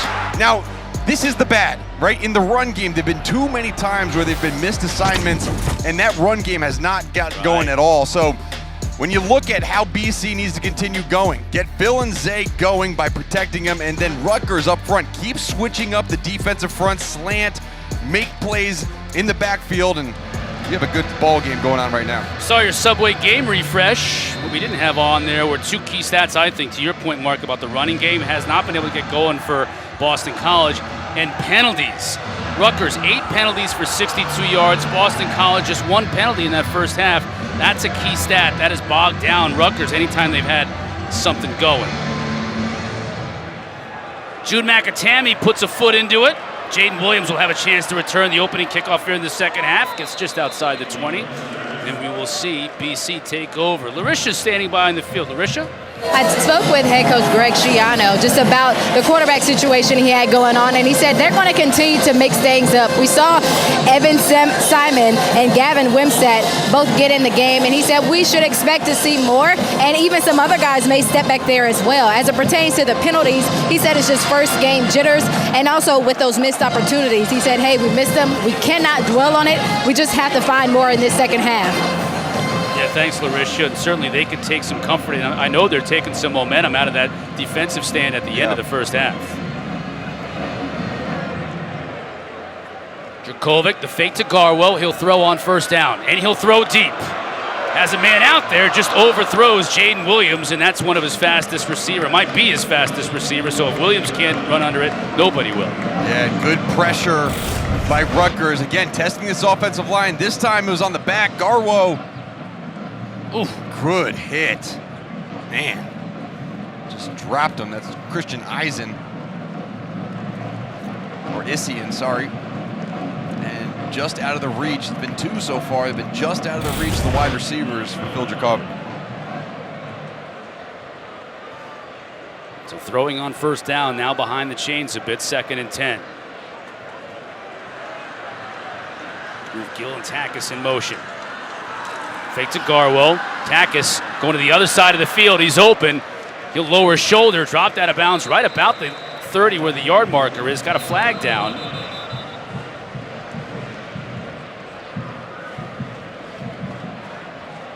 It's in the secondary.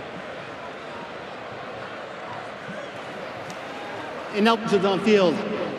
Offense number 67. 5-yard penalty. 2nd down. Ineligible receiver downfield.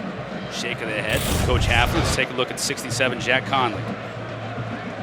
Maybe you see that right tackle getting downfield a little too far. He realized it and started backpedaling. It was a good play call by John McNulty, anticipating another pressure from Rutgers, a little screen pass to his tight end. But again, penalties back him up. 2nd and 15. Taji Johnson in motion. Give to Garwo. Nowhere to go. Dropped in the backfield. Isian was there from his free safety spot, Mark, and it's just, you know, gangbusters on every running play into the backfield for this Rutgers defense. Yeah, and that one was off the side, 84. You see the little inside move by Eisen. Taji Johnson unable to get inside on the block. But, you know, if Eisen didn't make the play, there were a couple other white jerseys right around the football. And Boston College, yes, they want to pass it. Yes, they got a quarterback and wide receivers, but their bread and butter is still ground game. Now 3rd down and forever. And they have 37 yards rushing on the day. Yeah. So 3rd and forever. Mark it off at about 20. Low snap, ball's free. Dracovic couldn't get on top of it. This is a huge moment early in the second half. If Rutgers can grab it, they've got it. They say Rutgers got the ball. They do. Huge play for Schiano and this Rutgers defense. Wesley Bailey came out of there with it. Coach Harris-Simiak loaded up the front. 5 guys down right next to the ball and low snap. Good job finding it by Rutgers defensive front, and that's what they needed. You mentioned penalties hurt them early in this game on offense, but defensive takeaway now puts them in position to capitalize in this red zone. And the redshirt freshman Drew Kendall, another one of those young offensive linemen with the low snap, making his first start. Rutgers set up in the red zone. Can they take advantage? Up the middle, down to the 1, just losing his footing was Manangai. And Rutgers is going to want to move quickly here. Now Simon checks the sideline.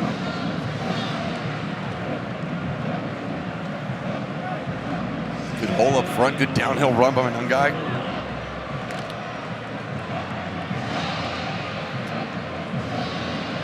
Manangai in the backfield again. Simon will hand it to him. And he's in. Got it. Nice conversion by Rutgers.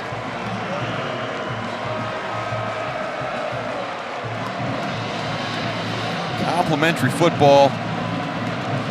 Mistake by Boston College, capitalized on this 1-yard run. Imanunga. First two minutes of this second half couldn't have gone any better for Rutgers. Yeah. Forcing the turnover, you get the ball in your own red zone. 2 plays later, touchdown. Yeah, now they're going to go for 2. Try to tie this one up. Monangai again in the backfield with Simon. He's got Johnny Lang in there as an H-back, number 21. We've seen him all over the field today. Getting the play from the sideline.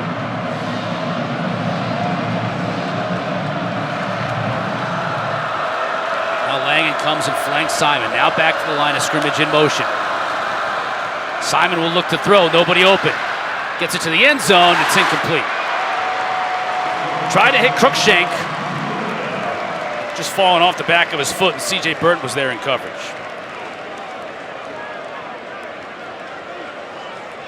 And that score, it's just all the fumble. You know, again, we talked about the offensive line, inexperienced. You get a center in there who's trying to call out the protection, then a low snap, and then 2 plays later, touchdown, and Evan Simon leading that drive for Rutgers. And good job by Boston College defensively, holding on this 2-point conversion, maintaining the lead. But when you talk about momentum and momentum changes, you had a great stop at the end of the first half by Rutgers, led to another turnover from Boston College and capitalization, where now you're right there. Yeah, if you think about not just the first 2 minutes of the second half, but the last 2 minutes of the first half, BC, interception deep in their own territory, returned all the way back past midfield. Then they had a scoring opportunity, couldn't convert on a field goal, so momentum for Rutgers. Now first 2 minutes of this half, converting a turnover into a score. We got a whole new ball game.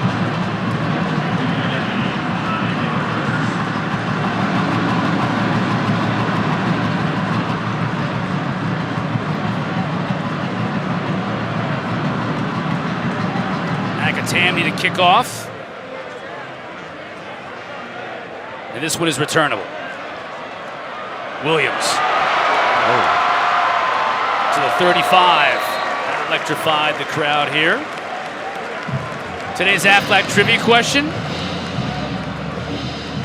I think this one's kind of tough. Boston College leads the ACC. 10 offensive linemen picked in the first round of the NFL draft in the common draft era. Who leads the nation? Ooh. You could probably narrow it down. For offensive line picked in the first round. Okay. All right. You know, there's 2 obvious ones. Notre Dame or Ohio State would be the 2 that I would pick. You could pick Michigan too.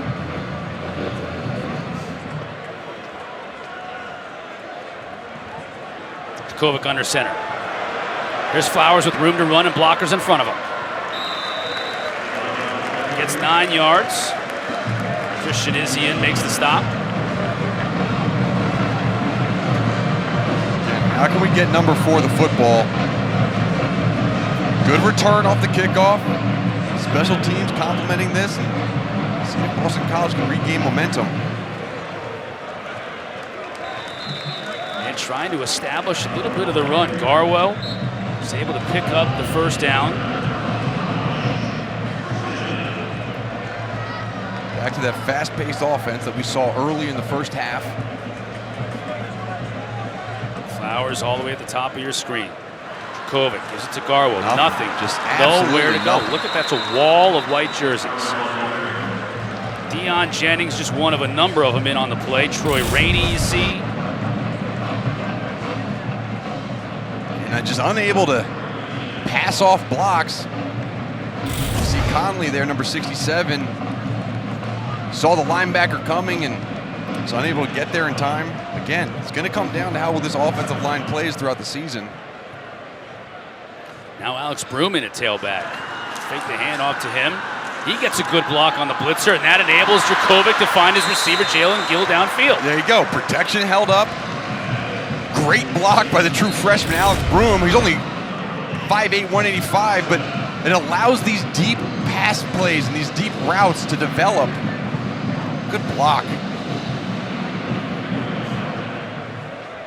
Has some syrup with that pancake, young man.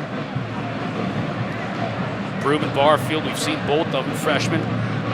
Xavier Coleman, redshirt freshman.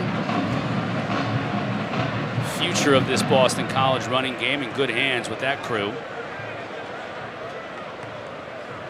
Jakovic, Takis. Got to beat a tackler and can't do it. That's a nice job of tackling by Hassan Abraham coming up from his cornerback spot. Let's answer the Aflac trivia question.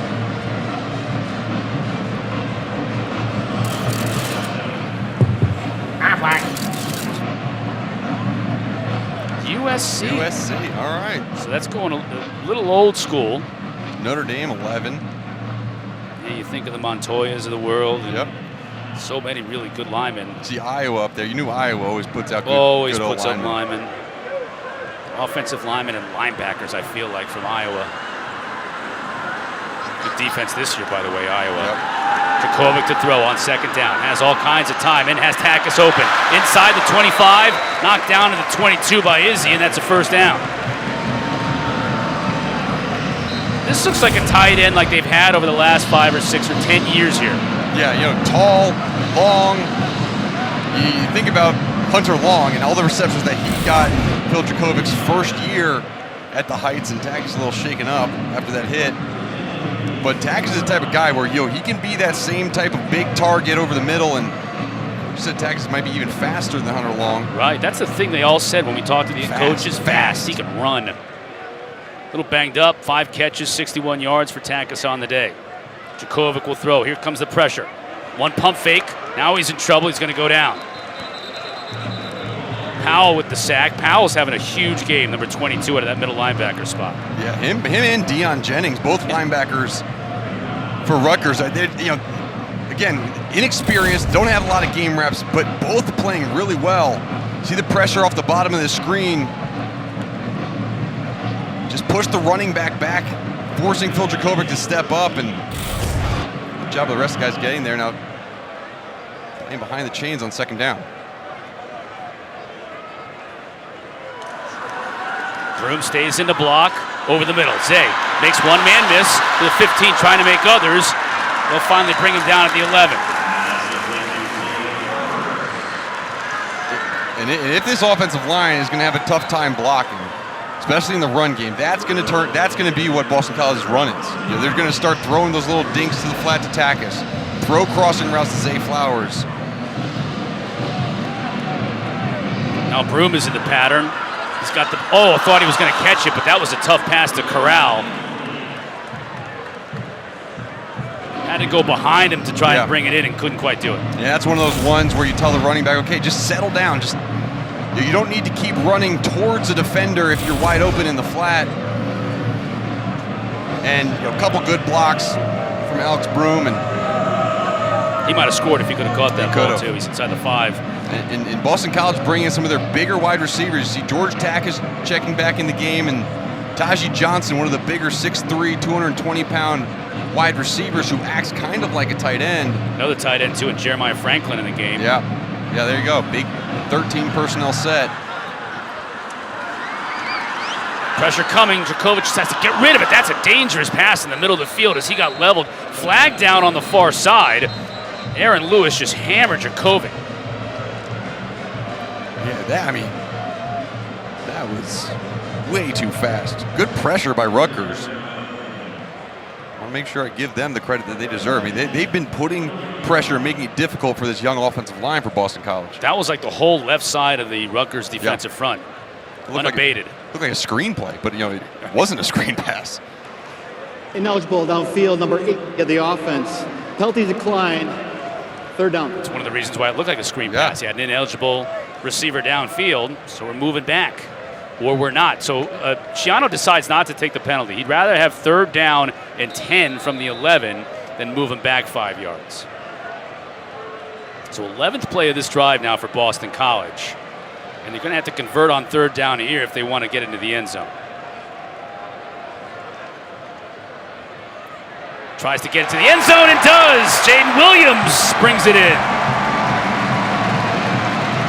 Set up the ISO for number 0, Jaden Williams. One-on-one on the backside. Good back shoulder throw by Phil Dracovic, and great job of going up and making the ball his by Jaden Williams. What a way to answer by Boston College's offense after giving the ball away on the last series, leading to a touchdown, driving all the way downfield. Started with a good kickoff return, then a couple good plays by Zay Flowers, and they finished it off with Jaden Williams for the score.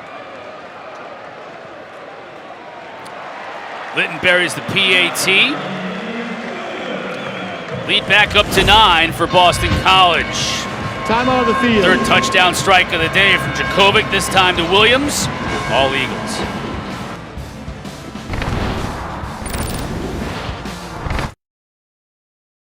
That latest Phil Dracovic touchdown pass on that last BC drive, 21-12 our score. Dracovic 5 of 7 for 56 yards and the touchdown strike on that last drive. So a good answer after the tragic fumble inside their own 5-yard line on their last offensive possession that led to a Rutgers touchdown. BC takes it the length of the field.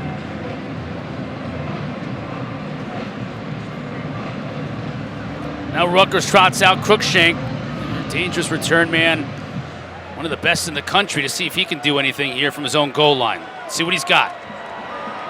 He's got blockers in front of him. Spins his way down to about the 28, but of course we've got some laundry out there, and I'm feeling this one might be brought back a ways. Got a Rutgers player down.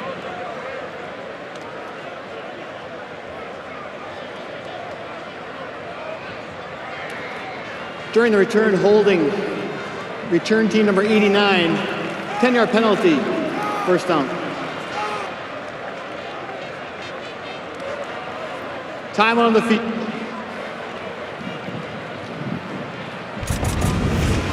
Here's the hold on Cruikshank. 89 there on the left. We'll check on the Rutgers injury when we come back.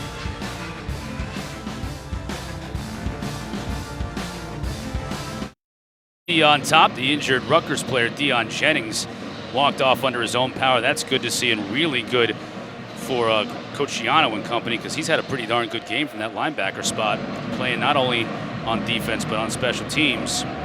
Hopefully he'll be back. Gavin Wimsett now back at quarterback for Rutgers,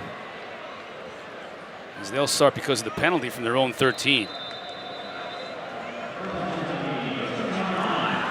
Gives it to Saddam. Tries to bounce it outside, but picked up only a couple. Vinny DePalma on the stop. Old man Vinny. Talked to him yesterday. Comes into the meeting full beard. Been around for a while. Graduate student. He's a Jersey guy. He's got to love playing Rutgers. I'm sure a lot of friends been there over the years. Forgot to ask him whether he had a shot to play for Rutgers. I imagine they recruited him. Coming out of Wayne, New Jersey. Wimsett to throw. It's a tight end over the middle. Beautiful pattern. Victor Konopka absorbed a big hit. Was able to hang on to the ball. Yeah, right over the head of Vinny DePalma. Good job. Watch 42. Throws a little bit right there on the run fake. And a good job of placing the football on the hash. Patriot's been laying the lumber on some folks today. He'll hit you. He'll hit you. Konopka says, I got it. Fresh set of downs for the Scarlet Knights. Cruikshank in motion. Give to Salam. Palma hits him in the hole. Salam falls forward for 2. And Salam adds that little bit different pace back. The Kyle Manung guy, we've seen him a bunch. The kind of downhill runner in between the tackles. Salam's got a little more of that burst, that speed that can get to the outside. And then we mentioned Aaron Young not playing today, but another running back who got a lot of time last year, along with Isaiah Pacheco. Give to Cruikshank, fumbles the football. Recovered by Rutgers, but a big loss on the play. Big play by Donovan Ezaraku, defensive end. Good job of getting upfield. He knows he had defender Josh DeBerry inside of him. Is going to take away the quarterback. Good fundamental football. That brings up again. We've had a lot of these third down and long type sets, and a lot of them have been where can we get the ball in the hands of playmakers early. There's Crookshanks out of the backfield. Could be a double pass here. No, Crookshanks going to try and make something happen in space, and he will at the 40-yard line. That's going to be shy of the first down, but just by a couple yards. As Araku coming from his defensive end spot to make the tackle, but that's exactly what Rutgers has got to do. You just got to get it to one and let him make something happen. He just came a couple of yards shy. Yeah, and that's what they have been doing. Let's get some blockers out in front of them. Let's get Ryan Crookshank up in the backfield, kind of identify how Boston College is going to play that defensively, and you get Crookshank eventually one-on-one with the defensive end. Really good job by Donovan Ezaraku chasing him down.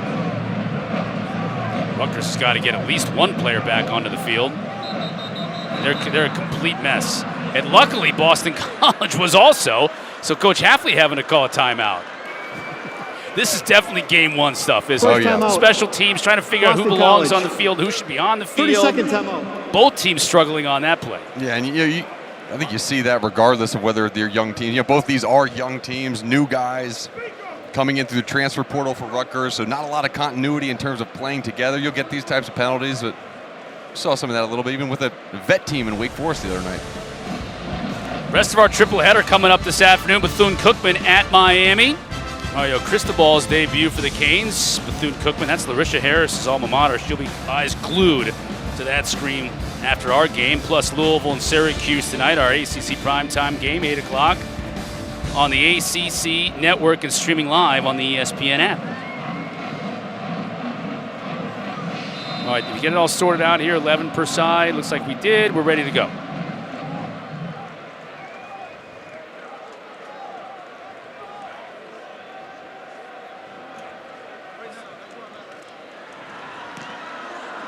Corsack, end over end. Zay going to have a chance to return it, but he opts for a fair catch. He'll bring it in at the 12-yard line. BC with the football and the lead when we come back. Chris Cotter, Larisha Harris back with you, knowing what you know about me, which is a lot. You're a living legend here in Boston. Why haven't you ever taken me to Mike's Pastries? Well, it has nothing to do with Mike's Pastries. Mike's Pastries, they're the best cannolis around.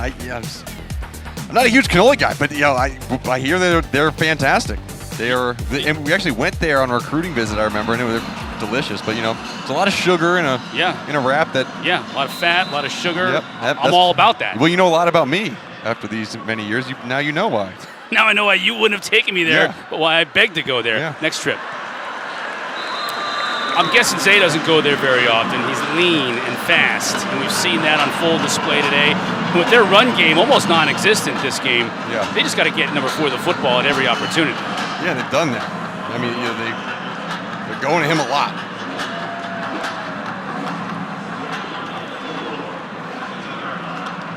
Eight catches, 116 yards, couple of touchdowns for Zay, all in a day's work, and he ain't done yet. Kovic looked like he wanted to go to Zay on the near side, and Zay wasn't looking for it. Now we get a flag. There was some confusion all around on that play. There's flags all over the place. You see a little frustration from Jakovic.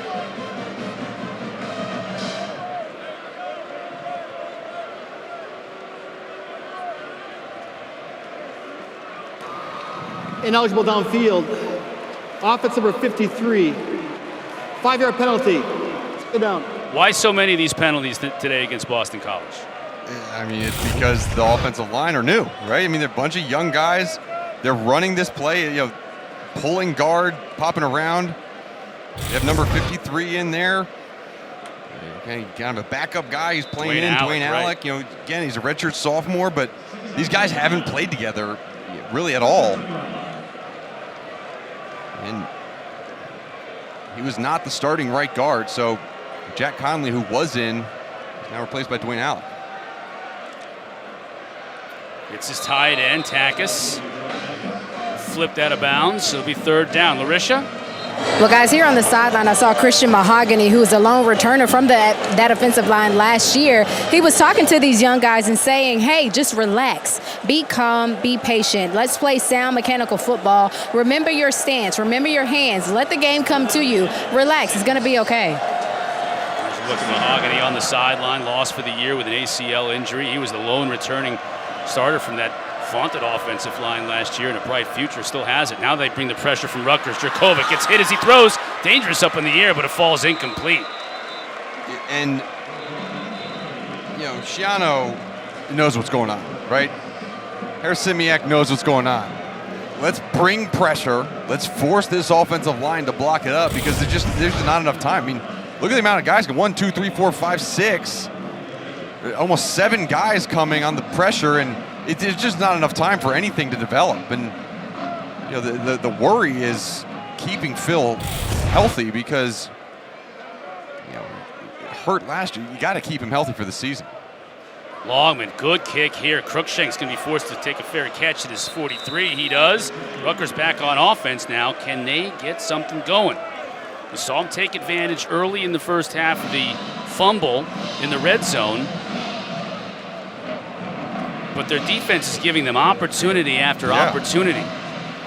Shiano's a defensive guy, and he's got to be excited about how well the defense has responded, especially late in the first half, early in this second half.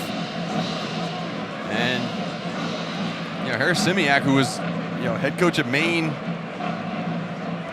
and then Minnesota came here, defensive coordinator, defense playing well. Can the offense match it? Simon back in the quarterback. He'll look to throw. Quick slant. Bobbled it first. Was the receiver able to come in with it? He did. Good concentration. That was Taj Harris. Yeah, first time we've mentioned Taj Harris, the transfer out of Syracuse. See this football. He has it, bobbles it. See, does he get back under? I think he does. Really good focus by Taj Harris amongst all that traffic. Coming up with that reception. 2nd down and 1. There's Taj Harris. ACC fans used to seeing him in orange and blue. False start.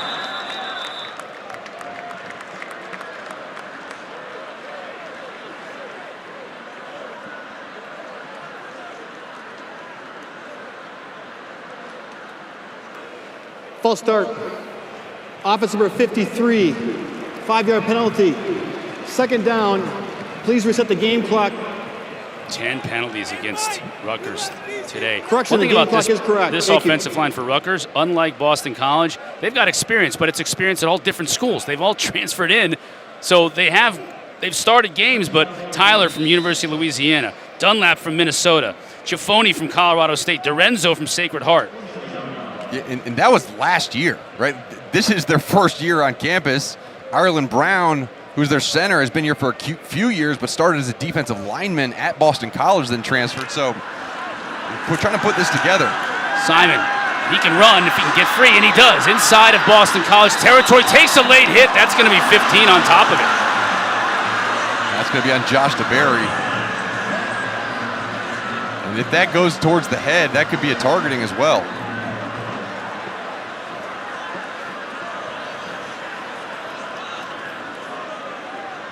The idea here, Mark, isn't it that Simon gave himself up as a runner in the slide? Yes.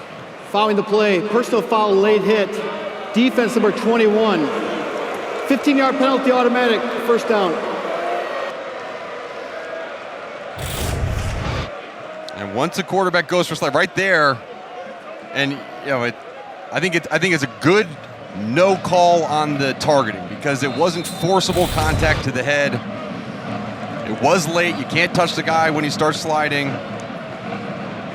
I like that call. It's one of those tough break penalties, but you just can't hit him when he slides. So it's a penalty. As a coach, you can't really fault the guy because he didn't lead with his helmet. You can't stop his momentum when he's trying to make a tackle, but it's still 15 yards. Fresh set of downs. Simon's going to run it. That's Langen, rather, at the Wildcat. Gets drilled, but not before he picks up 9 more. See, they'll keep Simon in the game and move him out and bring Langen in at that tailback spot. Yeah, and that's the beauty of this offense. When you don't have a true number 1 QB, using different guys for different aspects as he tries to hurdle in the back end. Got caught up, and now see you line him at tight end.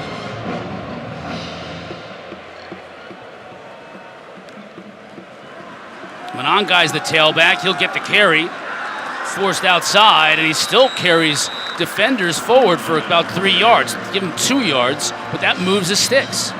That's a good, tough run by Monongai. It is, because Bryce Steele was right there in the hole, fit up on the run perfectly. Just Monongai did a great job of keeping his feet moving forward and was able to fall forward for the first down. Good look at Bryce Steele there. True sophomore out of Raleigh, North Carolina. Are you kidding me? Phenomenal. Remember Steele DeVito was here for a while back in the day.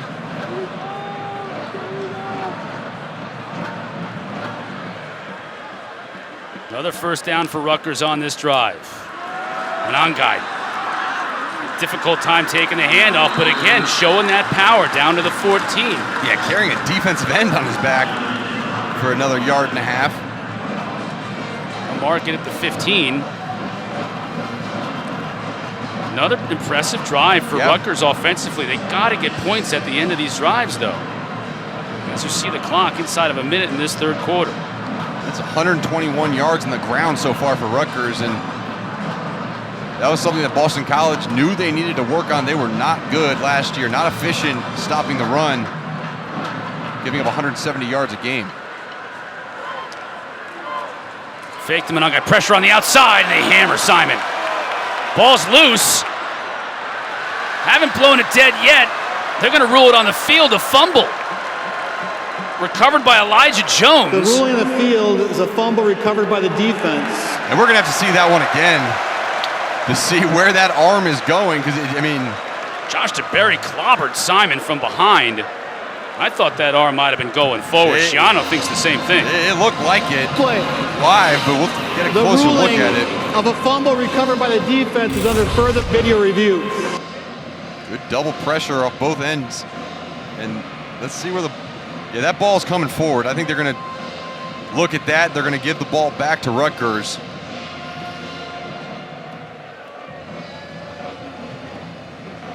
Yeah, you see you always look for that empty hand. Is there an empty hand coming forward? But that ball is right in. There you go.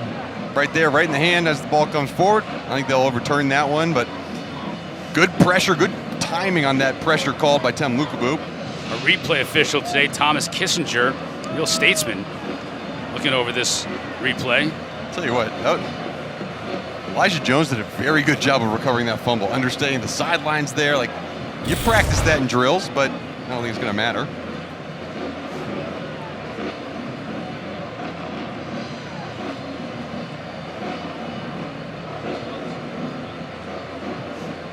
That was 2nd and 6, so this becomes 3rd and 6. Now, again, you get another opportunity in the red zone. Try to capitalize, get more points, and you got to try to get that touchdown here. At least you want to get that touchdown. On 3rd and 7, 3rd and long, it's been, where's number 1, Aaron Crookshank, get him the football.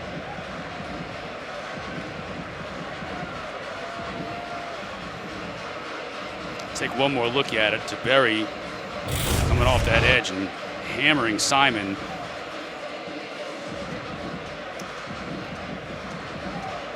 And if anything, the momentum of that hit forcing Simon's body to contort. After move review, the ball forward. the quarterback had possession of the ball and threw it forward. Is it an incomplete pass? It'll be 3rd down. I think you and I would agree that's the right call by this officiating crew and the replay crew here in the booth. Yep.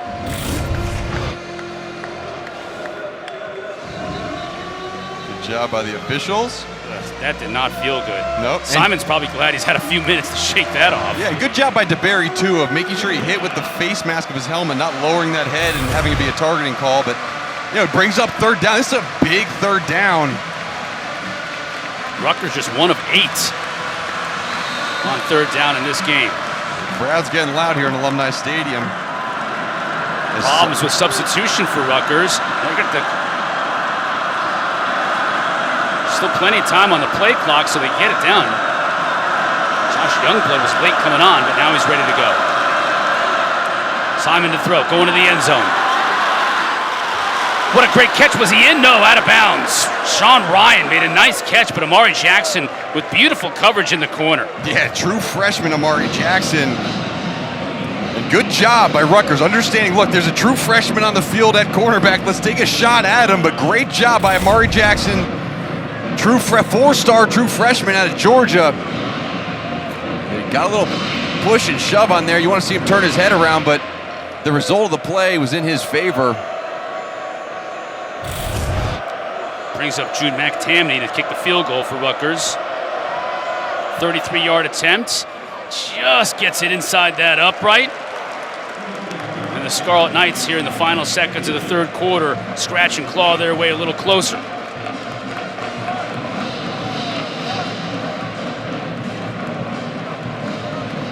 Rutgers team, Coach Schiano, they got a lot of fight in them.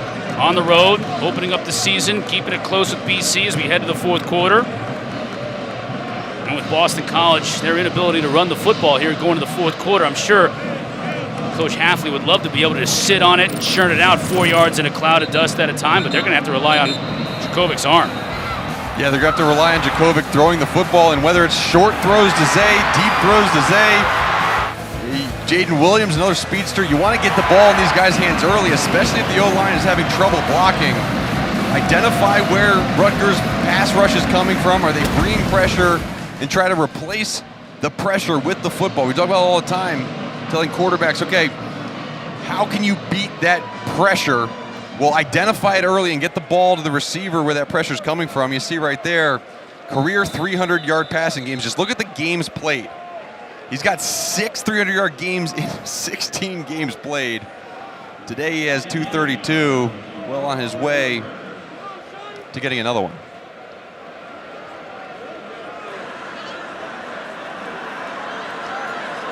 Williams to receive this kick. McTamney puts a toe into it. Williams from the 4. Brought down at the 26. And we'll see Jacobic and company after a 22-yard return with the final 6 seconds of this third quarter.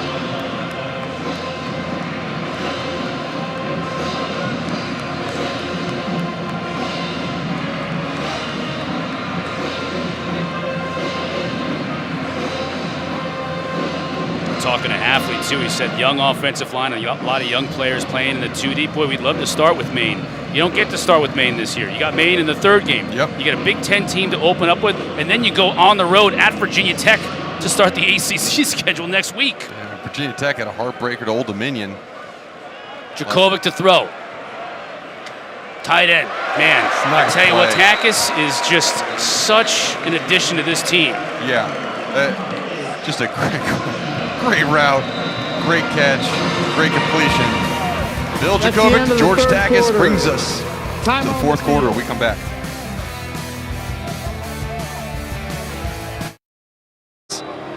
Has been playing really well, and they played pretty much this whole game in Boston College backfield. You see 6 hurries, 6 TFLs, 2 sacks, and only 36 yards rushing for Boston College.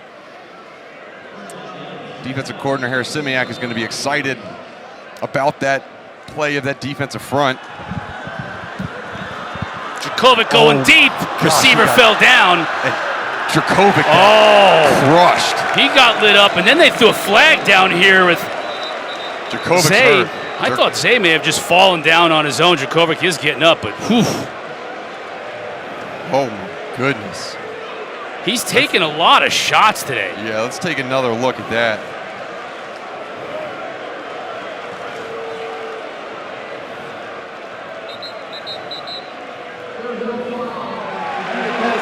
Yeah, they picked up the flag.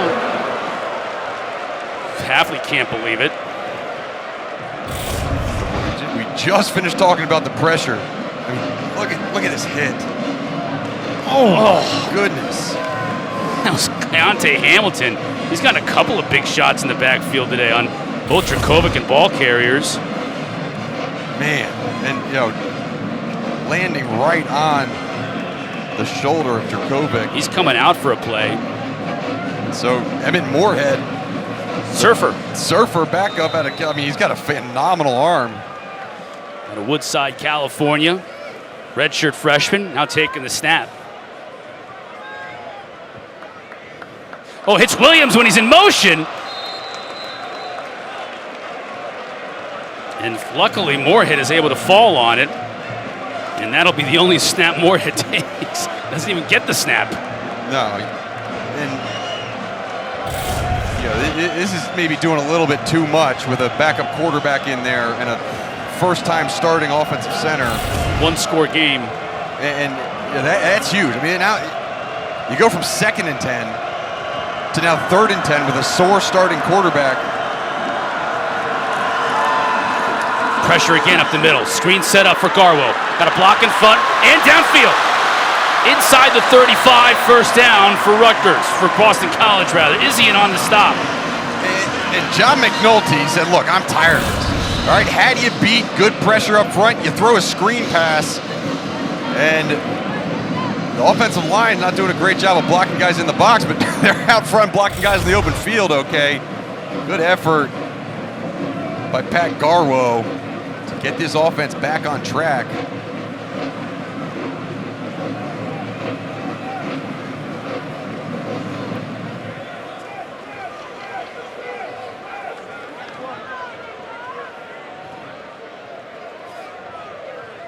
Now Zay in motion. Give to Garwo. Track down from behind. Maybe picks up a yard. Desmond Igbinosun on the stop. Yeah, just see really good speed right now out of Rutgers defense.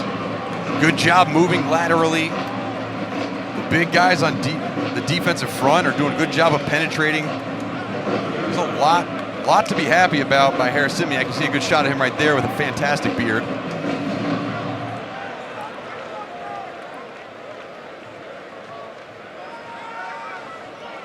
Oh, intercepted. Longer beam read it all the way and picked it off. Second interception on the day thrown by Dracovic.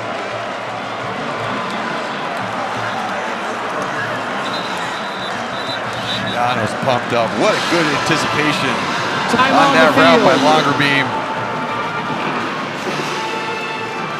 Come here. Here it is. He sees his guy, went to the well one too many times, looked for number 4. Number 7 came away with it. Rutgers ball when we come back.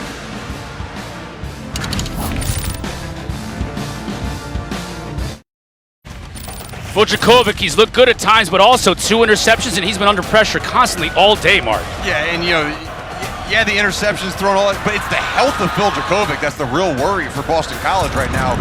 That many hits, that many times being landed on top of.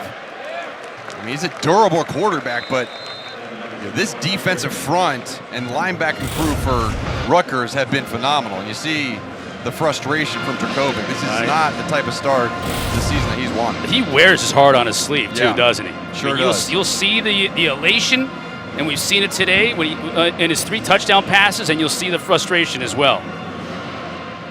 Now it falls on that defense, and a Rutgers offense that has a little bit of swagger back with them in the second half. You saw Wimsett with the run. Now Simon throwing the football out to his running back Salam. Doesn't get the first down, but he's close enough to open up the entire playbook here. It'd be 3rd down and 4.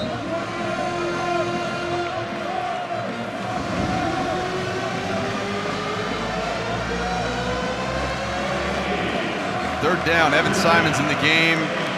Number 21, Johnny do everything. Langen's in the game. They've been terrible on 3rd down today. That's 1 for true. 9. I mean, they have not been able to stay on the field, and credit to Boston College for getting off the field. BC showing pressure again. There's 2 linebackers mugged up in the A-gaps. Jones in motion. Simon to throw. BC brings 4, but they get pressure. The ball knocked away from Simon. Up in the air for grabs. DeBerry tries to pick it up, and it goes out of bounds. What a wild sequence. Donovan Ezeraku just clobbered Simon. BC was able to get pressure, bring in just 4, and that's a huge play. Huge play. And it's like Cam Horsley, as he was trying to make that catch, I think Shabuzi on Wuka might have hit him, but You're right. Making a catch is not something that Cam Horsley is used to doing. no. They're playing the field. Good to see him The walking off fumble. under his own power, Mark. Look at this pressure brought on Simon.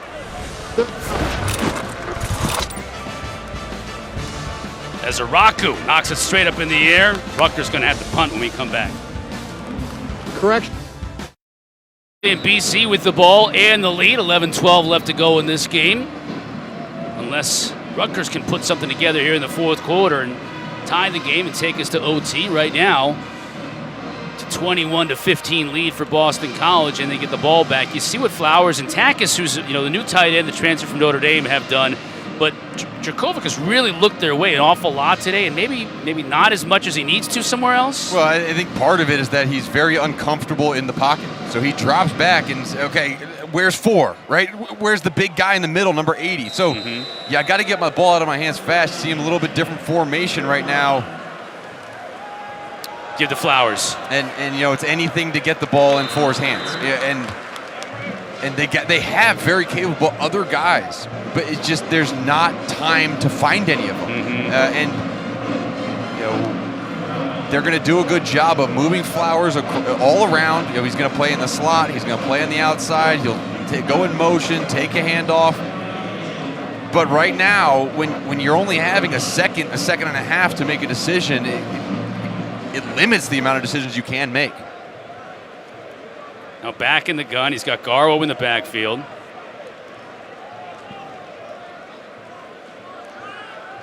Flowers.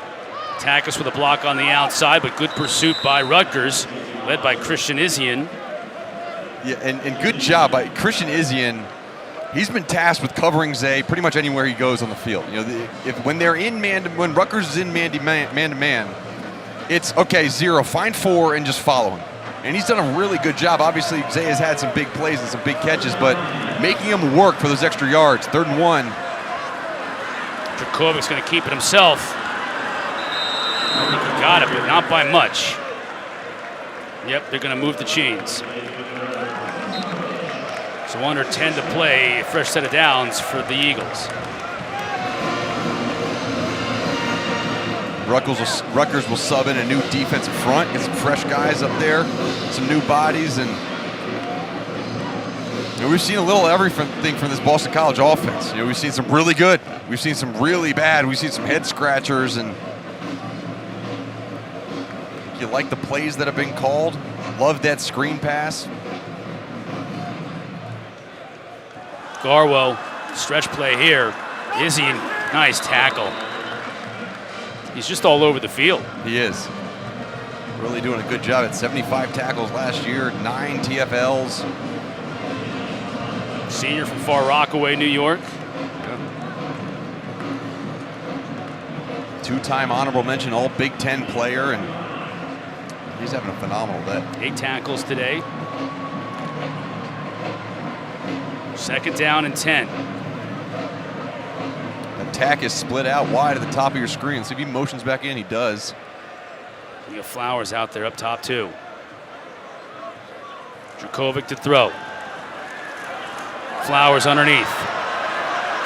Isian giving chase. Finally brings him down, but not until Flowers gets to midfield. The two of them share some pleasantries.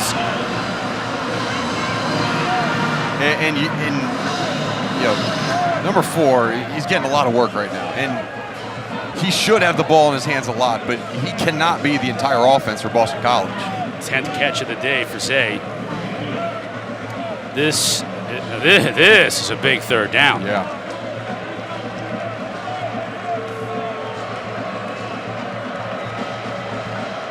And Zay is not on the field. 3rd down and 3. Rutgers is going to bring pressure, but it's picked up and incomplete. Jaden Williams was the intended receiver. Max Melton on coverage. Dracovic with head and hands. Yeah, and that was on Phil Dracovic. You need to be able to move your feet. Watch him back there. He has a little time. Move the feet a little bit over so you can get the ball out in front of your wide receiver. A lot of times the accuracy in your throw has to do with your foot placement and how you're able to move inside the pocket. Phil's tired. He's been banged up, a little lazy on his feet, led to an incomplete pass. And now, as you mentioned, that was a huge 3rd down. Good stop by Rutgers. Longman to kick. Cruikshank is back. This is a good high kick, and it's rolling towards the goal line. Can Boston College keep it out? They can. Big-time special teams play. Ball dead at the 4-yard line. Rutgers, long way to go. They want to take the lead back in this game. Nice job. Deadens it inside the 5.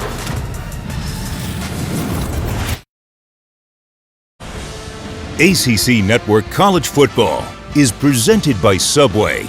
Try the all-new Subway Series menu. Your pick of 12 irresistible subs. 2022 opening up with a bang here in Chestnut Hill. First game of the year for both these clubs. And Phil Dracovic and Boston College, they're going to come away with a win. It's going to be hard fought, but they're in a good spot here with Rutgers in a bad spot, their own 4-yard line. Gavin Wimsett back at quarterback. It's been Wimsett and Simon about equal time so far today, and then give up the middle to Monangai. And he slams forward for about 4 before Vinny DePalma brings him down. Hard run on that by Monangai. Just lowered his shoulder. Picked up good 5 yards on first down.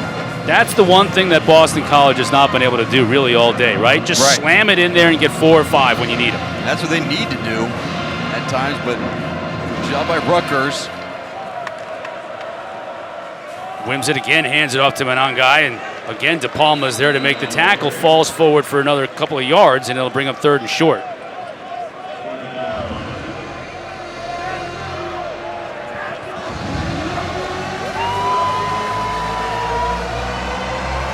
This 3rd down is almost as big as the last one we just had.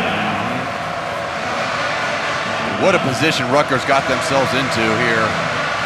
3rd and 1, 4th quarter, you're down 6. This drive is for it all. Monangai. Let's see where they mark it. It's going to be right on the stick. I think he's going to pick it up.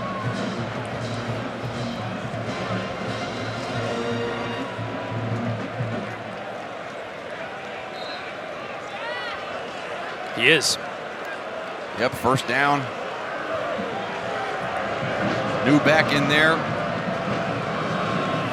Salam's back in backfield. Same formation. Let's see if they just go back to this. 4 or 5 yards in a cloud of dust. First time they've gotten a 3rd down conversion since the first quarter. Wimsett's going to throw. On the rollout, had Crookshank, but overthrew him. Yeah, Crookshank was wide open. Just a miss. Missed by Gavin Wimsett.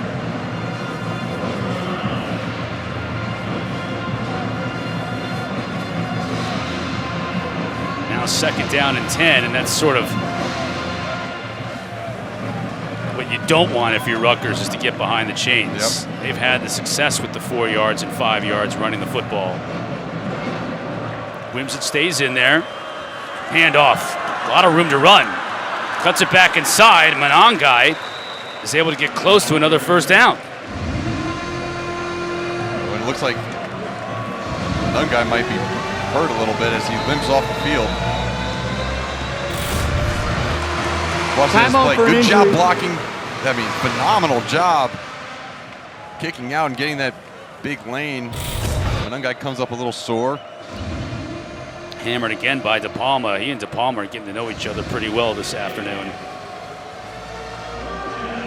Salam back in the game on 3rd and 1. Gavin Wimsett, always dangerous to take the ball himself up the middle.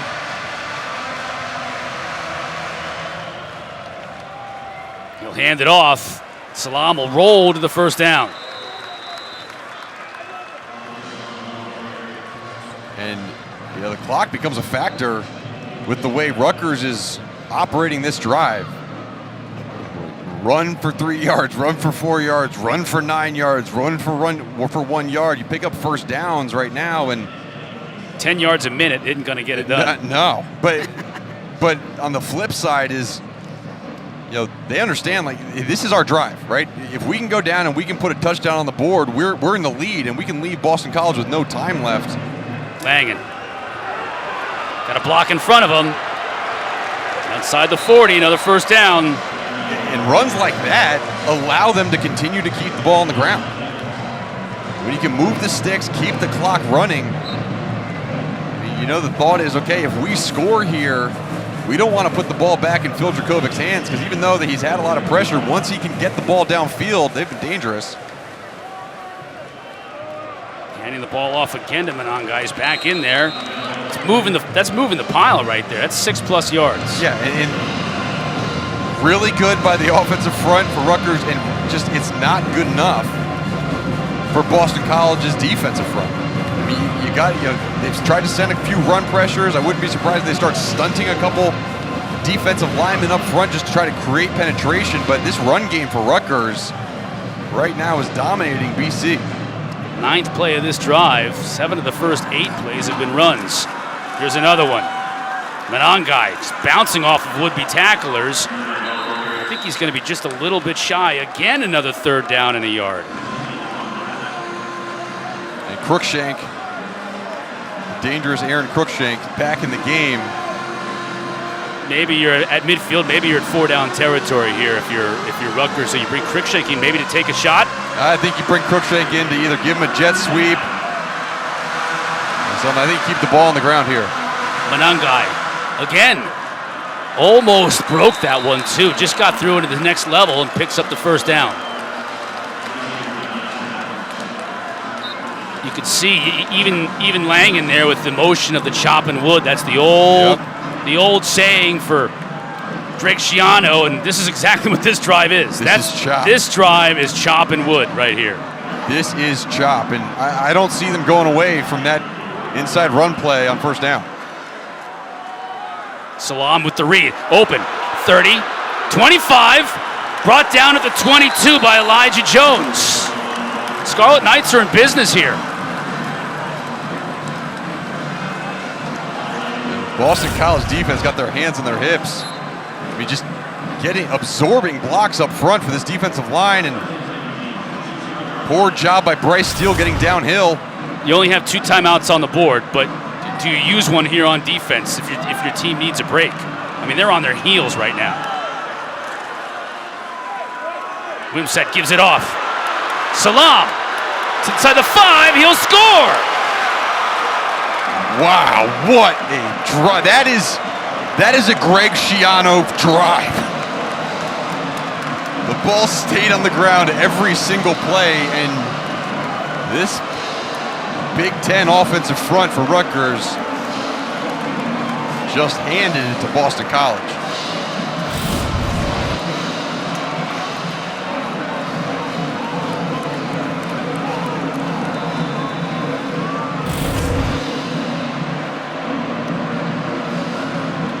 Tammy to give Rutgers the lead. And he does.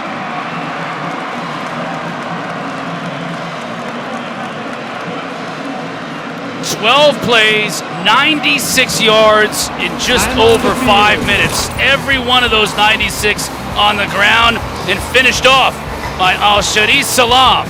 Rutgers, their first lead of the day.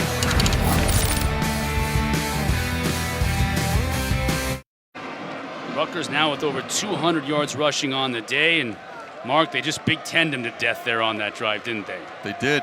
Greg Schiano talked to us. Look, things might not always look pretty for us in this game, but we are going to do whatever it takes to get this win. And on that drive, what it took was running behind your big offensive line.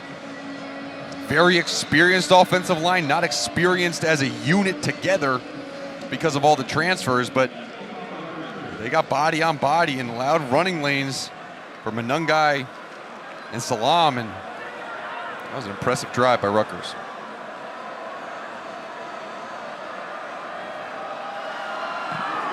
Nakatamni into the end zone. Williams will take a knee, and Phil Dracovic will have another shot. 2:43 left. It sets up for Boston College. Here it is. Plenty of time. Got 2 timeouts on the board. Only need a field goal to win. This is it. If I'm Boston College, I'm getting the ball out of Phil's hands fast. I'm starting with a screen play or a draw play to my running back, try to slow down the pass rush a little bit by Rutgers. And then you're starting working sidelines, quick routes, underneath crossing routes. And Rutgers, there's going to be no difference. Okay, where's 4, where's 80? Let's try to take those guys away, and then let's get our pressure up front from our front 4. Dracovic, quick throw. There you go to the tight end, and Takis, the only pass he hasn't hauled in all day. Little low, behind his receiver for Phil.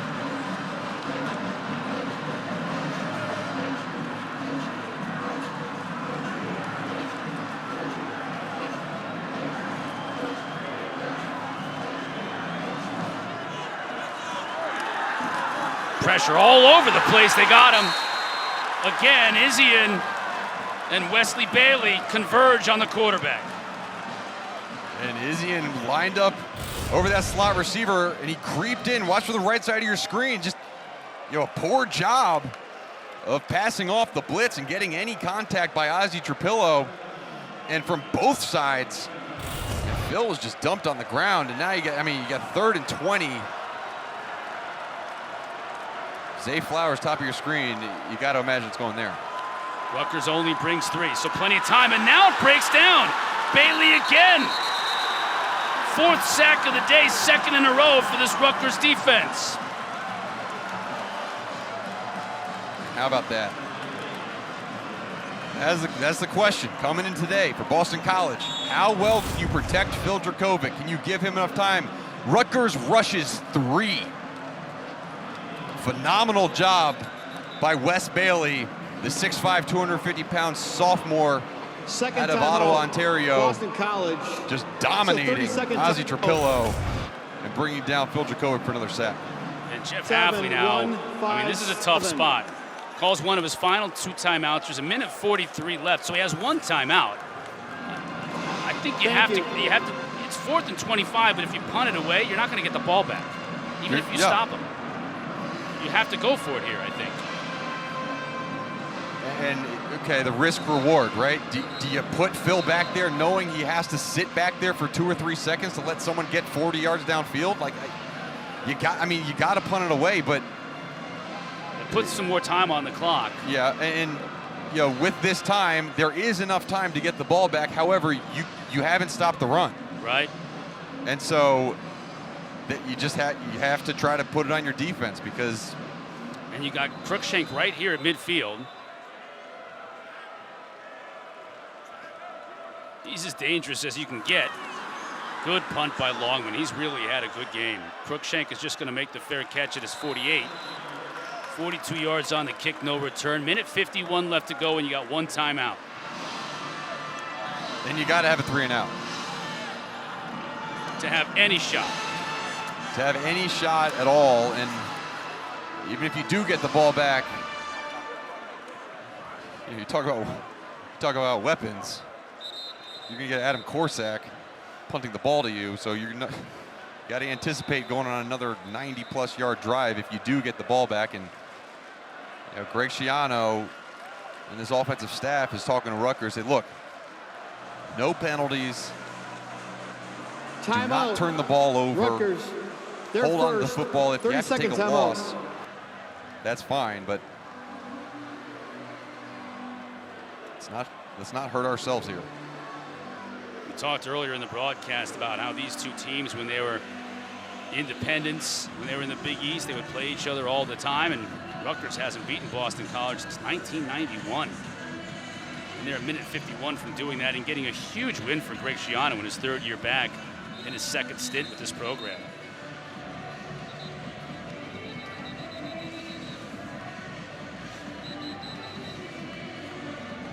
A lot of new faces on that Rutgers team. A lot of players still battling for positions. Yeah.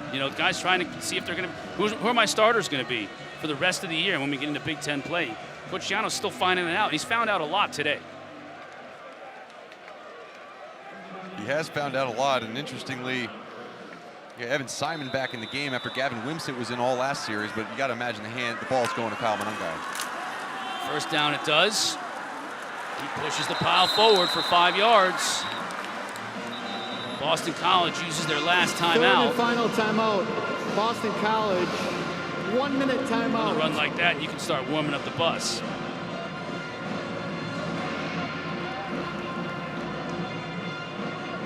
Our MVP of the game brought to you by Sport Clips. Kyle Monungai. Yeah. 73 yards rushing and the touchdown.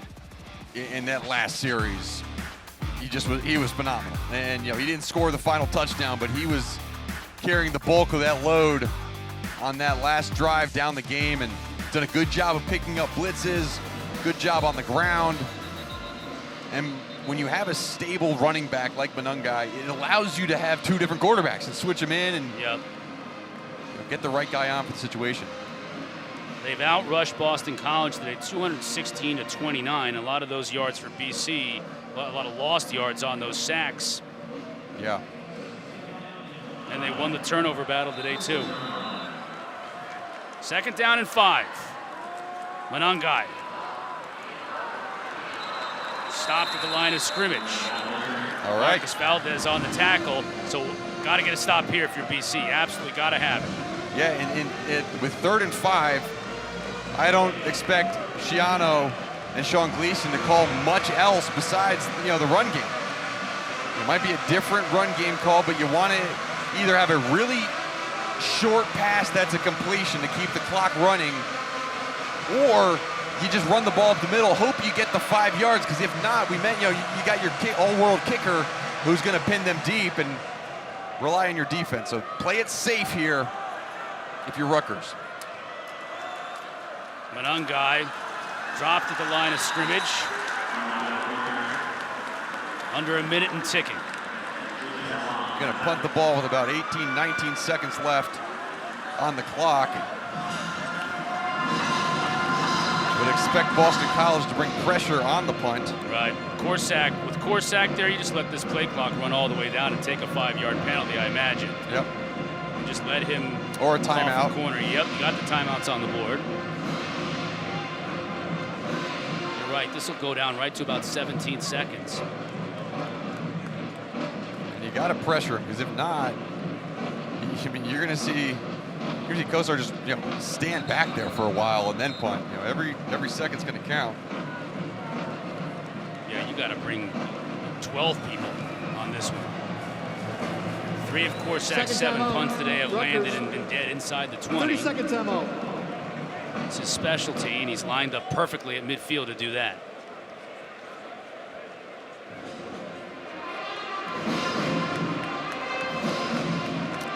Phil Dracovic hoping for just one more shot.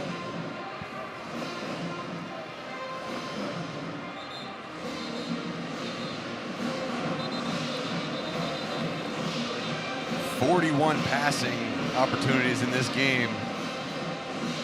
So trying to loosen that back up. He's going to have a nice ice bath after this, but a lot of work to be done regardless of the outcome for this offensive line for Boston College. I don't know if as many questions were answered for Jeff Hafley as there were for Greg Schiano. That's a good point. Maybe more questions need to be answered before a trip to Virginia Tech next week. Corsack, and the flag comes down. That'll do it. That's it. Zay's going to want to get a big return here, but it's going to be academic. Zay steps out of bounds to bring the whistle, but Corsack was roughed. At the very least, they're running into the punter, and that's going to be the game.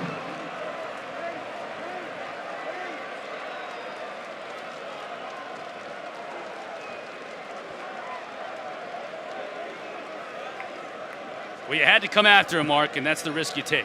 Yep.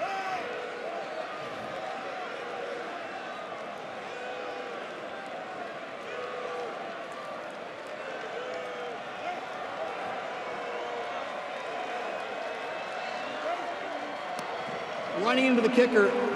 Defense, 5-yard penalty results in a 1st down. 1st down, Rutgers. They can take a knee and salt this one away. Yep, you're up. Got his leg. And you're always taught when you're trying to block a punt, don't leave your feet. Good job by Rutgers. I mean, this was a hard-fought game. Schiano scrapped together the quarterback position, used a tight end to play quarterback, handed the ball off to his running back, but at the end of the day, they relied on what they're good at. Let's run the ball behind our Big Ten offensive line and pound it down Boston College's throat when it comes down to that final drive. Former pupil and the master embrace at midfield. Our final score, Rutgers 22, Boston College 21. For Larisha Harris, Mark Kurtzlick, and our entire crew, I'm Chris Cotter. Thanks for watching, everyone.